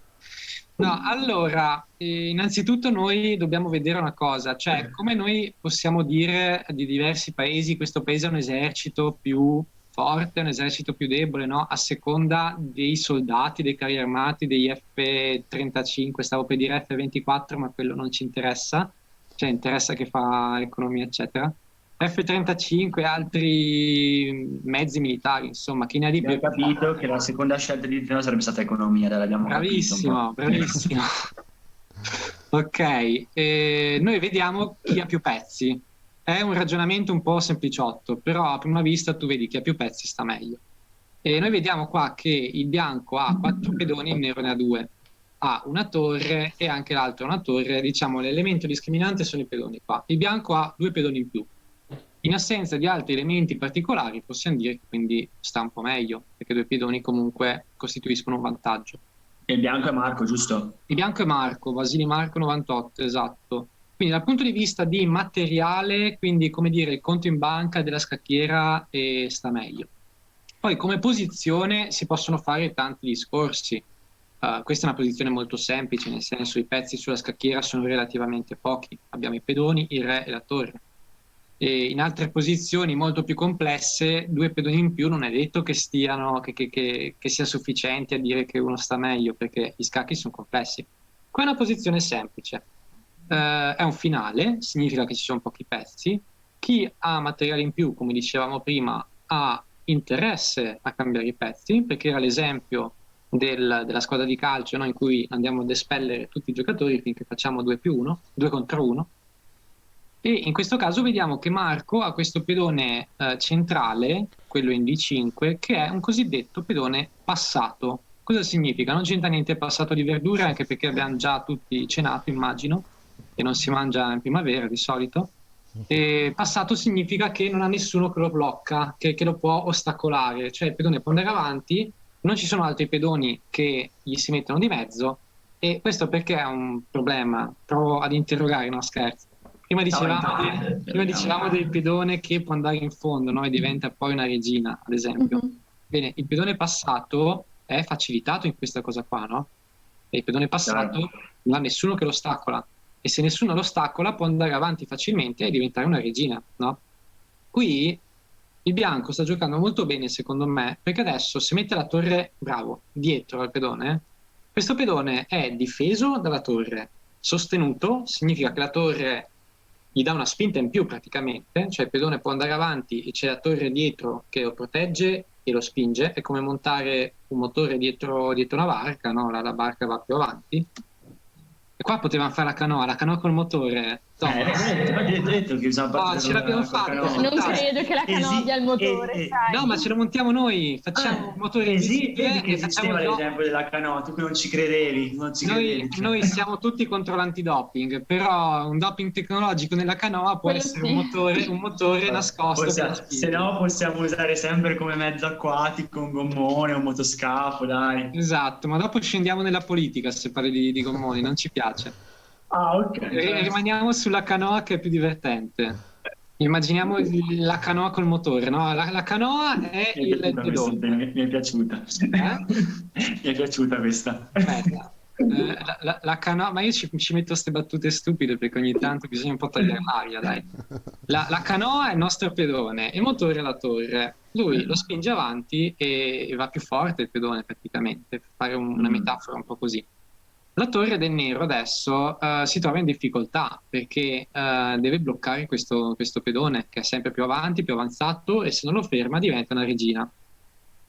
Io mi aspettavo qua che il nero mettesse la torre in D8 per fare proprio un bel blocco, lo blocchi fermo lì, invece no, non l'ha fatto. Ormai e il bianco può spingere il pedone adesso. E questo è il vantaggio del pedone passato, no? Che se non viene bloccato va avanti e diventa poi una regina. Adesso mi immagino, ha mangiato, vabbè. Quindi tu hai il lusso di catturare anche il pedone in A4. Vabbè, può farlo, tanto sta benissimo. Il bianco regina mangiata, vero? E mangia. Quindi dicevamo prima dalla posizione che era abbastanza semplice, con soltanto 2 pedoni di vantaggio, spingendo il pedone in avanti, che è così che si usano i pedoni di vantaggio, il bianco ha fatto una regina, che poi ok, il nero l'ha mangiata, però era protetta appunto dalla torre, come dicevamo. Quindi quando abbiamo i pedoni passati, cerchiamo di metterci dietro una torre così li spingiamo in avanti e poi diventa più facile. Marco ha vinto, è Marco on fire, possiamo dire, con 2 vittorie consecutive. Marco, secondo me si è giocato la prima, poteva essere una bella classifica, in alto in classifica, secondo me, per come ha giocato le ultime 2. È un po' un peccato, in effetti. Sono terminate anche un po' di partite nel frattempo. Vedo, ma la nostra bella partita che dicevamo fra Aristarco e Blu 99 si è conclusa, abbiamo visto. Cos'è successo qua? Perché ha vinto il nero? Andiamo un attimo indietro. Aspetta che guardo velocemente. Avevamo lasciato alla mossa... Che mossa avevamo lasciato? Non mi ricordo più. Eravamo arrivati quando ha messo l'alfiere in B8, mi pare. Esatto, mossa... G6, 44, torre F8. E lui ha mangiato. Ok, cavallo è andato in E3. Vabbè, ci sta. Torre F2. Ah, ha cambiato le torri? No, questo è un errore. Ha preso anche il doppio, tra l'altro. Esatto. Questo è il bello della geometria degli scacchi. Cioè, il cavallo è un animale malefico, infido e infingardo. Usiamo un po' di parole così. Perché, esatto, perché può fare i salti, tant'è che in tedesco cavallo si dice Springer, cioè colui che salta. E cavallo salta e può attaccare più pezzi consecutivamente. Quindi noi abbiamo che il bianco ha detto, boh, cambiamo le torri, e non le avrei cambiate se fossi stato il bianco, perché è il solito discorso che facevamo prima. E se sei sotto di materiale non ti conviene cambiare i pezzi, solo se sei sopra di materiale ti conviene. Vabbè, le cambiate. Torre per F2, cioè la mangia, il re mangia, e qua c'è un po' la famosa geometria, tra virgolette, degli scacchi del cavallo. Il re e l'alfiere sono su due caselle che potenzialmente possono essere attaccate dal cavallo. Infatti, il cavallo è andato in C4, scacco, attacca il re e attacca l'alfiere. Questo è il famoso attacco doppio di cui si parla spesso negli scacchi, cioè con una sola mossa tu stai attaccando due pezzi.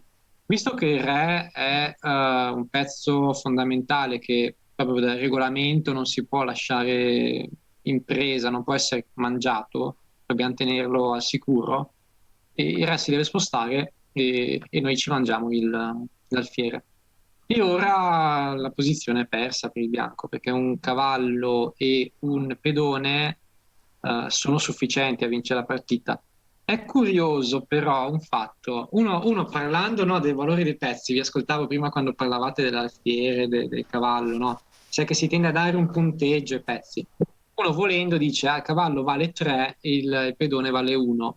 Sì, è vero, però se noi in questa posizione togliamo il pedone, il bianco è contento, perché questa posizione è fatta, perché re e cavallo non possono dare matto in nessun modo. Se invece in questa posizione togliamo il cavallo, insomma, magari metti che il bianco in questa precisa posizione riesca lo stesso a pareggiare, perché è una roba un po' complicata, ma insomma, diciamo che può. Però potenzialmente può anche fare degli errori e perdere. Invece anche se fa degli errori con re, cavallo contro re, non perde neanche se vuole. Quindi questo per dire che ogni posizione è un po' a sé e non è che basta dire il cavallo vale di più, il pedone vale di meno. Cioè, è tutto molto relativo. Se volete, abbiamo il perdente Giacomo Vetti che vuole entrare. Lo facciamo entrare? Giacomo. Ospite. Giacomo, ciao, cosa Giacomo. dici a Sara che ti ha dato del perdente? No, scherzo. Giacomo ha Scusami, vinto o Sara. perso? Vediamo. Giacomo ha perso. Ha perso. Ah, ecco Va chi bene. sta È venuto qui a arrivando. piangere. L'ho sconfitto. Non mi ricordo che partita. Sta indossando la maschera per non piangere, no? Se gli togli la maschera dietro c'è Giacomo con le lacrime. Del finto sportivo. È andata bene questa partita, Giacomo? E mi ha battuto la matematica. Accidenti. Ma se possiamo dire una cosa, Giacomo, la tua avversaria, Peter Pawn, che tra l'altro è molto carino questo nome, Peter Pawn, mi piace un sacco, è una nostra vecchia conoscenza, ossia Maria Pizzamano. Lei... L'hanno messa apposta, capito? Esatto, Non ne sbagliavo una. Torneo truccato, tutto falsato qui, No, scherzo. Devo dire, mi trovavo una bella situazione, però dopo ho sbagliato a contare, appunto. Mi piace che hai giocato Gambetto Evans perché era uno dei miei preferiti Hai visto? un po' di tempo fa, ecco. Vediamo sin Poi mi sono dall'inizio. convertito alla spagnola, ma una volta giocavo anche io l'Evans. Sì, ma l'Evans mi piace di più perché il gioco piano lo conoscono tutti, no? Quindi Spieghiamo un po' cos'è questo gambetto Evans o Evans, che dir si voglia. avete già spiegato cos'è il gambetto, però io non so. Il gambetto... Spiegalo tu se vuoi, spiegalo tu. Il gambetto è quando tu cedi un pedone, tu non vorresti mai cedere un pedone perché, come diceva Zeno, la tua armata non la cedi, però in questo caso lo cedi per avvantaggiarti di sviluppo. E questo lo vedete dopo alla mossa 4, sì, che io gli mando un pedone e quello là può prenderlo benissimo. Infatti Peter Pan l'ha preso, però io voglio che lo prenda, diciamo. In pratica in questo modo sono in vantaggio di sviluppo, cioè lui non ha sviluppato ancora niente, io invece ho quasi tutto libero, no? E infatti questa è per me tutta teoria, cioè io so le mosse a memoria, no? Questa parte, però visto che sapeva rispondere bene comunque. Beh, oddio, la risposta quando ha giocato nuovamente al Fiere C5 è sbagliata quella, quindi ha sbagliato mossa Ho alla visto che ha finta. fatto qualche errore, Diciamo però che non è la mossa più precisa, si gioca al Fiera 5 di solito, però non dite usate le lettere che sennò non capiamo un cavolo. Allora, Io non capisco. l'alfiere quando tu lo attacchi con il pedone, no? L'alfiere ti ha mangiato il pedone che hai messo in B4, no? Sì. Non devo usare lettere, vabbè. Tu glielo attacchi col pedone spostandolo avanti, no? Sì. L'alfiere adesso può andare indietro in tanti modi, no? Sì. Lei l'ha messo praticamente dove stava prima, cioè... Però sai che quella è la mossa che vedo sempre online. Posso dirti che lo so che è meglio l'altra. Ma se la il- folla dice Barabba, noi gli diamo Barabba. No, se battutaccia biblica. Era per dire, non è che se lo fanno tutti, è giusto. No, io vedo che è una mossa, comunque, io l'ho visto sulle aperture, che è una mossa possibile da fare, Sì, non sì, è possibile. sbagliata. No, ma infatti non è sbagliata, non è la mossa più forte, semplicemente Certo. metterlo dove, cioè indietro a sinistra, tra virgolette, cioè nella casella A5, Mi piace che parliamo, così mi informo, e così tanto io gioco sempre questa. Ok, metterlo lì, cioè in A5, avrebbe permesso di creare una specie di inchiodatura. L'inchiodatura è quello che dicevamo prima, no? Cioè che non si può spostare un pezzo, un pedone, eccetera, perché c'è un pezzo dietro, diciamo, da difendere. Ovvero... Gli faccio a Rocco e via. Esatto, gli puoi fare l'arrocco e posticipi, tra virgolette, l'occupazione del centro. E secondo me, però, con l'arrocco hai un attacco meno diciamo, meno vivace sin dall'inizio, cioè perché lei ti può controbattere con cavallo F6, già sviluppa un pezzo, no? Quindi col fatto che ha mangiato un pedone ha perso dei tempi ed è rimasta indietro con lo sviluppo. Però se inizia a sviluppare dei pezzi un po' recupera, no? Ma infatti io a un certo punto, se noti, io ho roccato perché ho detto secondo me sta qua non gioca male e dato che non so il suo livello, meglio che rocchiamo. Ma infatti ci sta. Ma in realtà è giusto roccare, cioè sviluppi i pezzi, quindi... Però ho sbagliato. Ha giocato bene, ti devo dire, perché ha giocato mosse giuste, mi sembra, anche cavallo l'ha messo. Attenzione che per ogni perdente abbiamo un vincitore e il nostro vincitore è Marco Basili. Marco Basili, eccolo qua. Eccolo, trionfante, no? Torna tra noi. Ciao Marco. Ciao Marco. Ciao. Allora, come stai dopo questa seconda vittoria? Beh, più tesa come partita perché sono riuscito a passare in vantaggio di un pedone quasi subito. E ho mantenuto questo vantaggio per tutta la partita, per fortuna. Ma adesso volevo chiedere appunto, ci sono altre partite oggi o no? No, oggi è finito. No, oggi esatto, è finito. Finite oggi. Ah, ok. Vediamo domani solita ora. Sì. Arriverò per le 10:30 anche domani. Prima non Infatti stavano dicendo prima che ci spiace vederti perdere sempre la prima partita a tavolino. Perché hai giocato bene questa. Mi dispiace. Devi essere una bella in classifica a posizionarti bene. Zeno, vuoi dare qualche consiglio anche a Marco? Se no aiutiamo troppo già. Marco, no, infatti, no, guarda, dopo vorrei tornare dopo sulla partita di Giacomo perché la mossa che ha fatto Peter Pan non è per niente male, cioè bellissima. Però andiamo un attimo alla partita di Marco. Allora, io sto guardando dall'inizio, vorrei chiedere un secondo che la trovo. Sì. Ma le prime mosse sono anche abbastanza easy, nel senso, e volevo chiederti, tu dopo che hai fatto il cavallo che l'hai messo in F3, un secondo che provo a cercare la partita. Va bene. Che non la trovo. Mi muto virtualmente in realtà perché tengo il microfono aperto. Sì, hai fatto una specie di spagnola, cos'è? Sì, ma quasi a giochi a colori invertiti, quasi. Non riesco a trovare. Andare sul torneo e dopo? E vai su osserva, in teoria. Ah, osserva, ok, eccolo qua. Ok. E ho giocato contro Gattino. Contro Gattino 99. Aggressivissimo, devo dire. Ma in realtà volevo chiedere una cosa a Marco. Eccola qua, sì. Eccoti. Ottimo. E, no, hai iniziato bene, devo dire. Cioè, solite mosse, no? Cavallo F3, cavallo C6. È la terza mossa che ti chiedo a 3. Ma così, l'hai già vista da qualche parte? Ti piace come tipo di apertura? Oppure l'hai giocata un po' distinto? Boh, io non ho mai seguito nessun corso, niente, gioco più distinto. Ah, ok, quindi completamente hai seguito un po' l'istinto e hai detto faccio a 3. Che in realtà il bianco sta bene lo stesso. No, è per dirti che è una mossa un po' inconsueta, non si vede di solito nelle partite, cioè nel senso non dico che sia sbagliata, però è un po' più inconsueta. Spesso la gente gioca tipo cavallo in C3 oppure sposta Io, l'alfiere in se posso avanti. dare la mia opinione da Nabbo, secondo me l'ha fatto perché ha paura degli inserimenti di cavallo delle alfiere. Cioè, quello mi quello allora, sì. il motivo ci sta, però ricordiamoci, Perdi un tempo.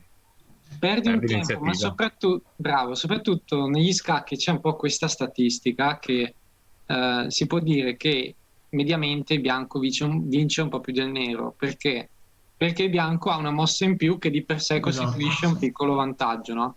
Se noi questo vantaggio lo usiamo per attaccare, poi quell'altro deve difendersi e difendersi non è sempre facile, uno può sbagliarsi e perdere.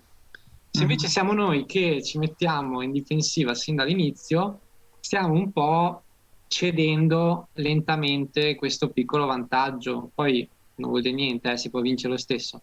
Però è un attimo controintuitiva come strategia. C'è chi fa così apposta perché dice io sono più un giocatore di difesa, quindi mi difendo. Io una volta facevo così. Ma puoi ripetermi la mossa che secondo te ho sbagliato? Che non La ho terza. capito? La terza mossa. Ti ho messo il cavallo in F3. Ah, ok. No, che No, l'hai messo. il pedone. No, aspetta, sì, perché io dico mosse terza, intendo dopo il numero 3, perché anche questa è una cosa interessante. Allora, Sei troppo avanti. noi consideriamo mossa Eh? quando si fa sia quella del bianco sia quella del nero, assieme Ah, ok. perché sennò la singola è la semimossa, cioè la metà in pratica, capito. però sono minuzie. Ah, ok, ok. Ok, quindi 3.A3 letteralmente. E no, ti dico, si possono fare tante mosse qua, a 3 anche sì, va bene. È semplicemente che sembra che stai un po' sulla difensiva, no? Sembra Sì. questo. E poi ci può stare come stile, anch'io una volta ero molto più in difesa, poi sono un po'... È come giocare col nero. Tu preferisci giocare. Esatto. Ma guarda che c'è anche chi la gioca come prima mossa, quindi ci può stare. Ok, cavallo F6, cavallo C3, D6, adesso sto andando un po' velocemente. Comunque, Sì, sì. infatti, secondo me è un po' può essere che sia un tuo tratto caratteriale cercare di evitare un po' i rischi. Zeno, non solo economista, non solo psicologo, ragazzi, psicologo. ragazzi. Cioè, Sono un tutologo, Zeno, facciamo una diretta ogni dai, sera. adesso Marco, diciamo, ti lanci nella vita o non ti lanci? No, io mi lancio quasi sempre, sì. Okay. Nella vita il cavallo dove lo metti? È importante. Dove lo tieni? Sui bordi o non si può? O in giardino, in centro. O in giardino. Ma poi si può fare feng shui con i cavalli, cioè tu li metti in un posto, poi dici cambio di stagione, li sposto, no? Cioè, l'importante è che non vada sui bordi, però. No, ma lo metti sui bordi per poi metterlo da un'altra parte, se no io metto sul bordo per Zeno anche il redattore. Esatto, sono proprio Zeno è anche il redattore, gli interni. Esatto, faccio tutto. Li arredo male però. Vabbè, dai. Insomma, è proprio vero, quando medicina è proprio tutto 360 gradi. Perché fai il medico, perché tu esci che fai il medico, puoi fare il sostituto del medico di base, no? Che è generale, quindi una preparazione tutto tondo, poi ti specializzi. No, vabbè, sto scherzando. Però all'inizio, dai, c'è una visione a 360 gradi trasversale. Esatto, faccio l'intrattenitore, no? Faccio quello.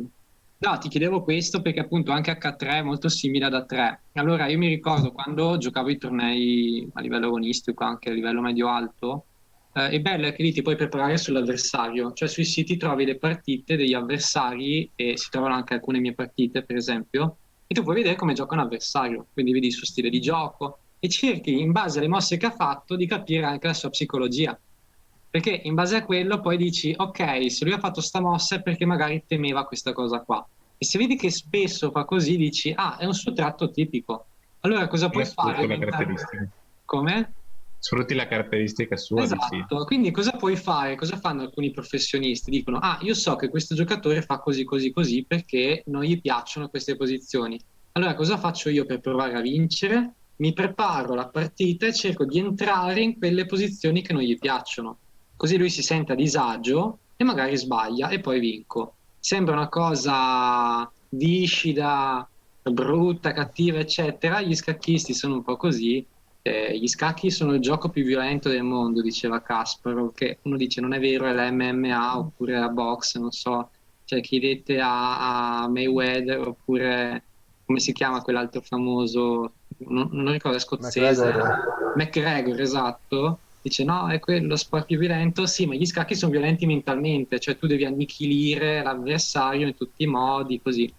E allora uno cerca un po' di fare l'analisi, tra virgolette, psicologica del giocatore. Poi non ce la fa, e di solito uno se si basa solo su questo perde miseramente e alla fine ci mette a tutte ride. Però vabbè, insomma, si prova. Quindi, È arrivato un commento nella chat di Davide Vezzari che dice sì. che ha vinto, ma il suo avversario pensa che il suo avversario non abbia visto un suo matto.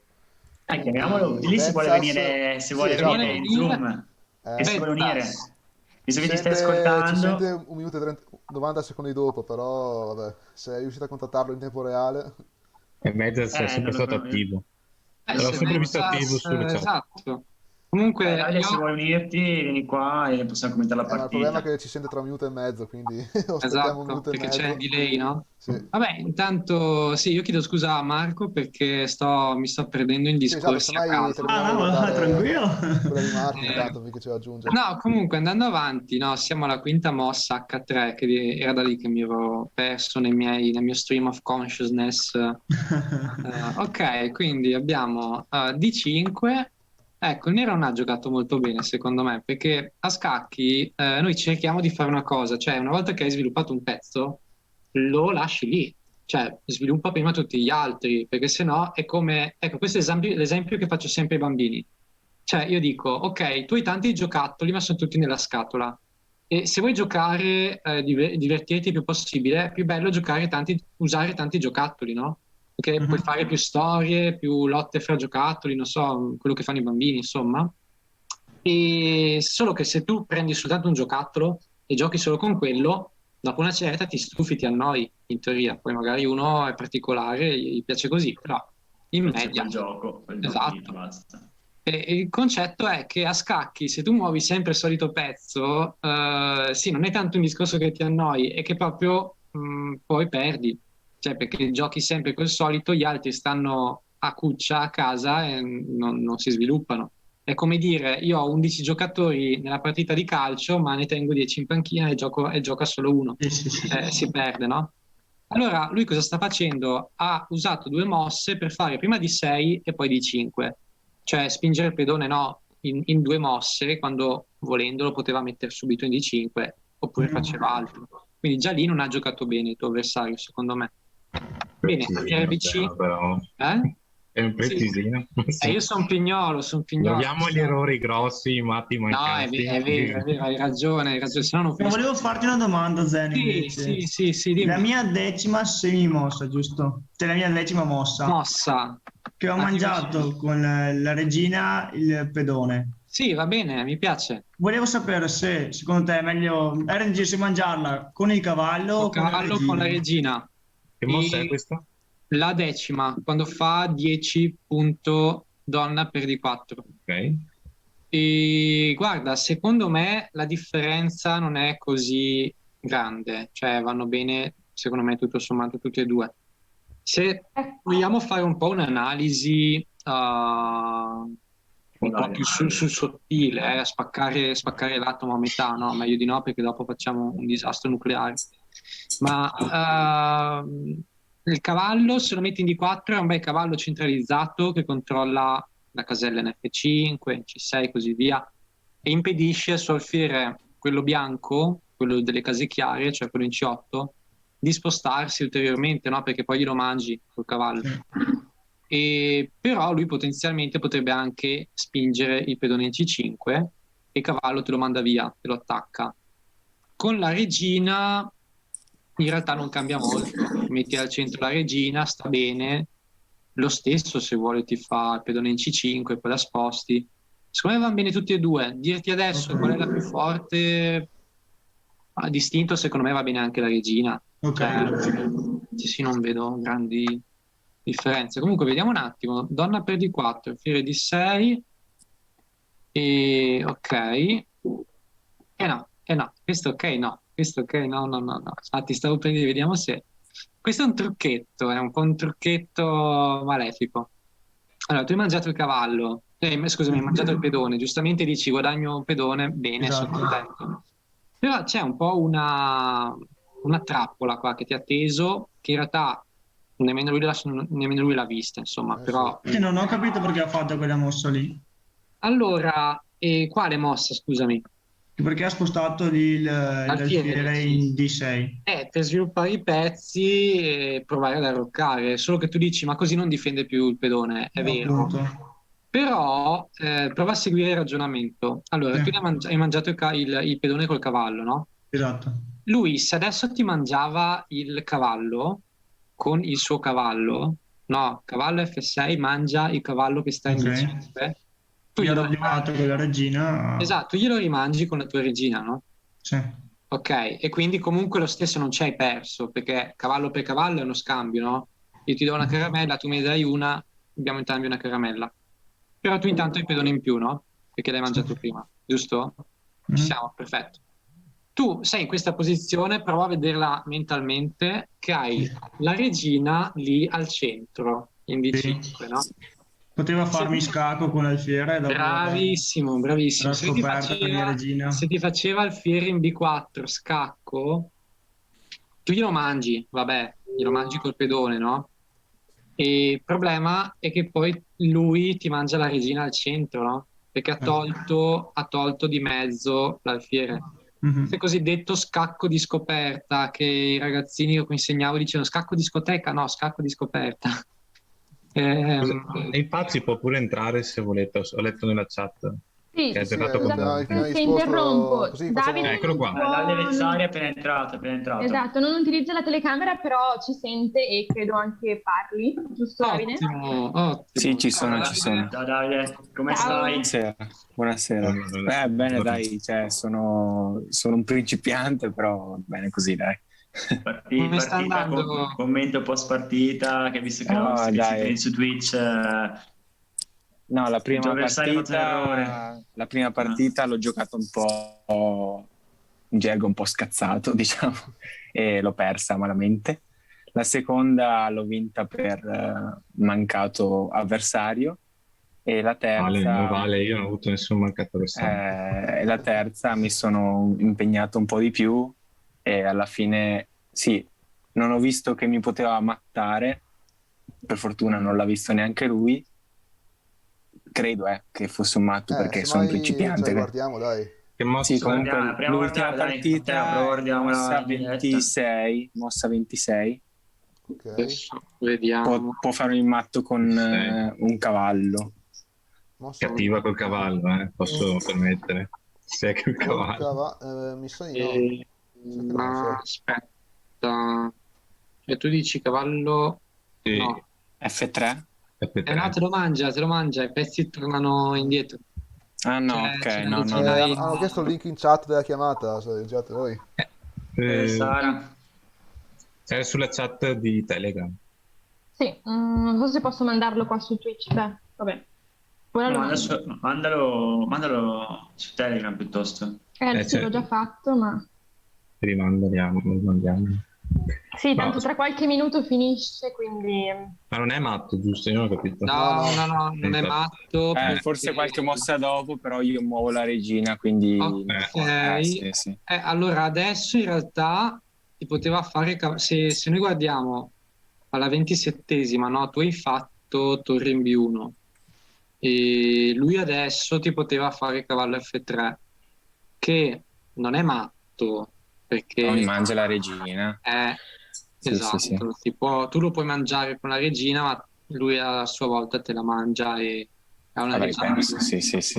Praticamente. Però vabbè, oh, non è che... Perché uno dice, l'ho rubata, sono stato graziato, eccetera, no? Cioè spesso gli scacchisti hanno questo senso di sindrome dell'impostore, del tipo, ho vinto ma non per merito mio. Però Sì. va detto che Bisogna se piangere. l'avversario sbaglia, si vede che non ha giocato bene. Quindi Certo. gli scacchi sono terribili. Tu puoi giocare 40 mosse perfette, poi la 41esima sbagli, perdi. Tipo nella Bisogna mia essere partita. bisogna essere perfetti sempre, cioè nel senso non bisogna mai abbassare la guardia, l'attenzione, tutto. Anche per quello gli scacchi sono utili perché ti aiutano a rimanere concentrato, no? E infatti ai bambini, sì, cioè, ci sono alcuni studi che dicono che fanno bene anche per questo, no? Perché li aiutano a concentrarsi di più, queste cose qua, no? E- sì, Esatto. no, peccato insomma per lui, però per il resto... Vabbè, sì, se ci raggiunge, se no, giusto per riguardare un attimo la partita al volo, dove è arrivato l'errore, è stata giocata comunque giusto per esporre a chi ci segue, una apertura siciliana, dove quando il nero, dopo che il bianco gioca la spinta in E4 del pedone, risponde con la spinta in C5. Questa struttura qua dei due pedoni, diciamo, che si guardano a distanza, è considerata l'apertura siciliana, che è la difesa più Si, aggressiva. si chiama così perché la forma dei pedoni assomiglia ad un cannolo. Pensa a te. No, Non no, no, in sapevo. realtà no, in realtà no. No. Comunque sì, diciamo è stata una variante molto teorica, direi che comunque avevo capito dove è arrivato l'errore. Vediamo che mossa è arrivato. Ah, qua quando la mossa 13 il bianco gioca al file 2 perché appunto si ritrova il cavallo inchiodato dal pedone e gli tocca perdere il pezzo. Sì, ho visto, sì. Quindi sì, Ha perso un pezzo, così è vero, sì. quindi sì, da Dopo gli ha fatto lì un doppio, l'ho visto. E poi si gli ha preso comincia il la cavallo. partita. Sì, dopo il bianco ha giocato bene in realtà dopo, cioè c'è stata questa piccola defiance all'inizio, ma Ah sì, ha poi recuperato il cavallo. quando il nero ha perso quella possibilità di cavallo F3, il bianco ha iniziato a giocare in modo più incisivo. È bello lo scacco in B8 che attacca poi il pedone anche in D6. E Grazie.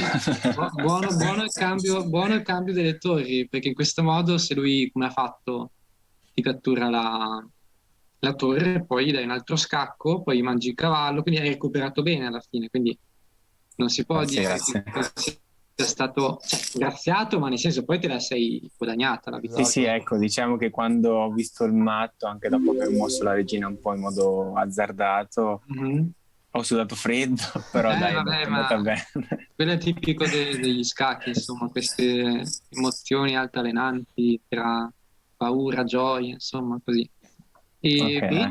bene il cambio di donne, molto bene. Cioè, tu dici di essere un dilettante, però oggettivamente hai già acquisito delle conoscenze che, insomma, presuppongono una certa maturità scacchistica, tra virgolette, nel senso hai cambiato i pezzi, sei andato nel finale e poi hai provato, sei andato a promozione sostanzialmente, o comunque Sì, sì. il tentativo c'è stato. Ecco, il consiglio che ti posso dare ancora di più è invece di spingere subito i pedoni, perché i pedoni non tornano indietro, quindi Sì, di muovere prima il re. bravo, Sì, perché sì, il re ok. Sì, è sì, me ne è più sono accorto flessibile. giocando.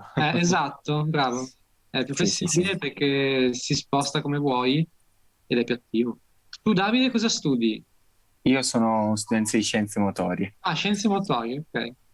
Sì, Sono secondo tutte anno. qua scienze motorie Cioè, e ha scacchi. fatto il Sì. boom sugli scacchi, Ma ragazzi. noi, è senza bello che motori. Ma è un raduno di scacchi o di scienze motorie? Che non ho capito. Li ho chiamati io, Sara, ho detto ragazzi venite perché sennò vi tolgo il sì, titolo. Ah, Thomas ho ha sbagliato chiamata inviato. forse. La riunione Thomas ha sbagliata. proposto e noi abbiamo accettato, dai. Il bello è che noi pensavamo tipo scacchisti fossero quelli di matematica, informatica e basta, così. Invece vi ho Invece- stupito, ragazzi, vi ho stupito. Ah, Scienze motorie stupisce. Comunque Avete preso sotto gamba gli scienziati motori. c'è Ma certo. stata un messaggio in chat che appunto ha ripreso una citazione sugli errori che lui non sa se fosse Talo o Tartakower, che diceva vince chi fa l'ultimo il penultimo errore a scacchi. Esatto, e sai che forse era terza cover, ma non mi ricordo. Dice anche lui forse era terza cover. Nel Però- mentre ci ha Abbiamo- raggiunto anche Andrea. Ciao, Ciao ciao a tutti. Andrea. Ciao Andrea. Ciao. Ma ci ha raggiunto per fare la velina e chiudere la diretta? Ah, sì? Perché ha Esatto, qualcosa... Che era l'avversario di Davide, Ah, è per la l'avversario vena. di Davide. che disse Sì, che l'ha sì, era accusato l'avversario. del matto. Quindi iniziamo. Lo conosci, Sara, che della vina così a gratis? Ah, No, non lo conosco, ma mi permette lo stesso. Spero non si offenda. Andrea, se ti offendi... Alzo le mani proprio così. No, ma allora c'è uno scontro tra Andrea e Davide. Esatto. Andrea No, è si è stata- sentito offeso dai miei commenti e vuole insultarmi a mia volta. Giustamente, vai No, Andrea, è sei libero stata, di è stata una bella partita. Anch'io la seconda non Usando l'ho delle giocata. metafore se vuoi offendere Zeno, però mi raccomando. Ok. Usando delle Ok. metafore se vuoi offendere, Esatto, perché sennò... che sono più belle. Vai. Ora Sì. puoi parlare, Andrea, scusa. Sì, dicevo, anch'io la seconda partita non l'ho giocata, quindi ho fatto una pausa più lunga. E la prima ho perso abbastanza nettamente, mi è sembrato, questa è stata invece più combattuta. Soprattutto all'inizio mi sembrava di avere del buon vantaggio Avevi preso e un poi pezzo. è stato bravo lui a recuperare, a pareggiare i pezzi e a non permettermi di muovere il cavallo. Avevo 2 mosse di cavallo per fargli matto. È stato bravo lui a non permettermi di farlo mettendo in presa altri pezzi, quindi Ma in realtà è stata non una so se bella hai partita. seguito, se vai alla mossa, dopo che mossa 27, quando il bianco giocatore B1, dimmi quando ci sei. Allora, 27.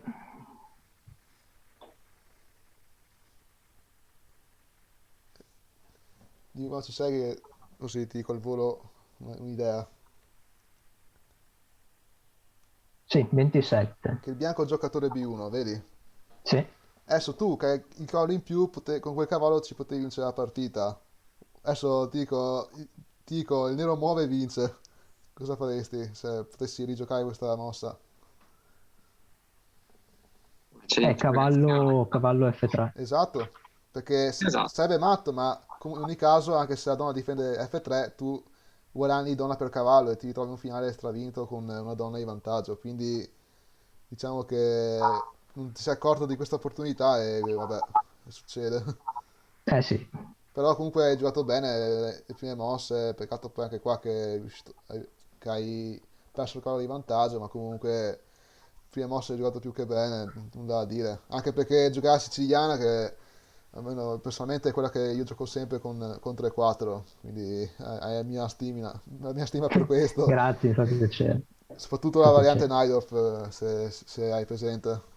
No, non ho Però presente. comunque sia siciliana è la variante più Meglio il complicata degli dragone, sa. scacchi. Ho giocato più che altro a sentimento, so un po' le basi, insomma, No, perché non alla ho fine le tanta prime mosse, esperienza. infatti questa è proprio la Najdorf quando gioca di 4 il bianco la terza mossa, però sì, diciamo che a livello teorico prime mosse nulla da dire da entrambe le parti, peccato che c'è stato quel doppio ribattimento di fronte prima da una parte e poi dall'altra che comunque ha un po' messo così la partita incasinata, ecco. Però comunque sì, a parte quelle due piccole imprecisioni da entrambi i lati, nulla da dire.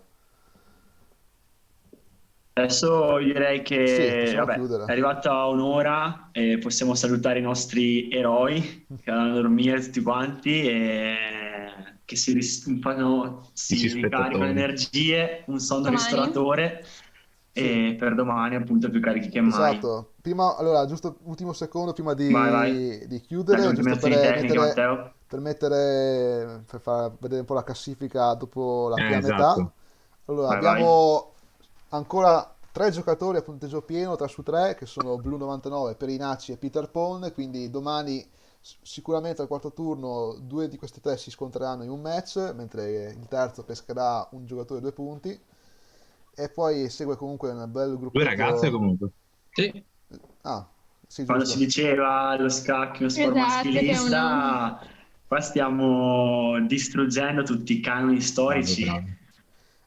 Molto Esatto. bene, molto bene. Comunque sì, in classifica ci sono 2 grupponi da giocatori a 2 punti e 1 punto, e poi gli ultimi fanalini di coda a 0 punti sono comunque penso i giocatori che hanno perso, mi pare, perché non sono presentati. Però Vabbè, Magari si presentano domani. Esatto, ma si presentano domani, quindi hanno comunque altri 3 turni da poter giocare. Quindi direi che dal torneo è tutto, passo la linea allo studio per chiudere. Passiamo allo studio. No, io vi saluto tutti quanti, non so adesso vuoi dire qualcosa o Zeno in No, chiusura. grazie e ci vediamo tutti quanti domani. Vedo che c'è ancora qualcuno che ci sta seguendo in live, quindi Esatto. grazie per seguirci fino alla fine.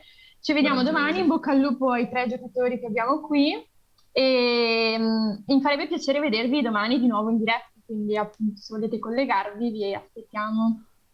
Molto bene. volentieri. Il nostro studio accogliente vi aspetterà Certo. E molto soprattutto volentieri. grazie a Zeno perché senza metafore, senza spiegazioni io questa sera non sarei arrivata alla fine, quindi grazie. Dobbiamo fare una pezza con gli Zeno, ti vogliamo ancora anche domani, mi raccomando. Ma Non nella facciamo vita una ti vogliamo, malata. Zeno, non solo domani. sempre. No, in generale, proprio in generale, Zeno Facciamo un appuntamento forever. fisso, un podcast, una pezza di Oltrescacchi. Va bene. Pezzi Mi piace, una pezza di Oltrescacchi. Ci sta. Ok, grazie, a domani. Buonanotte. Grazie. Ciao, buonanotte a tutti. Buonanotte. Ciao. Ciao.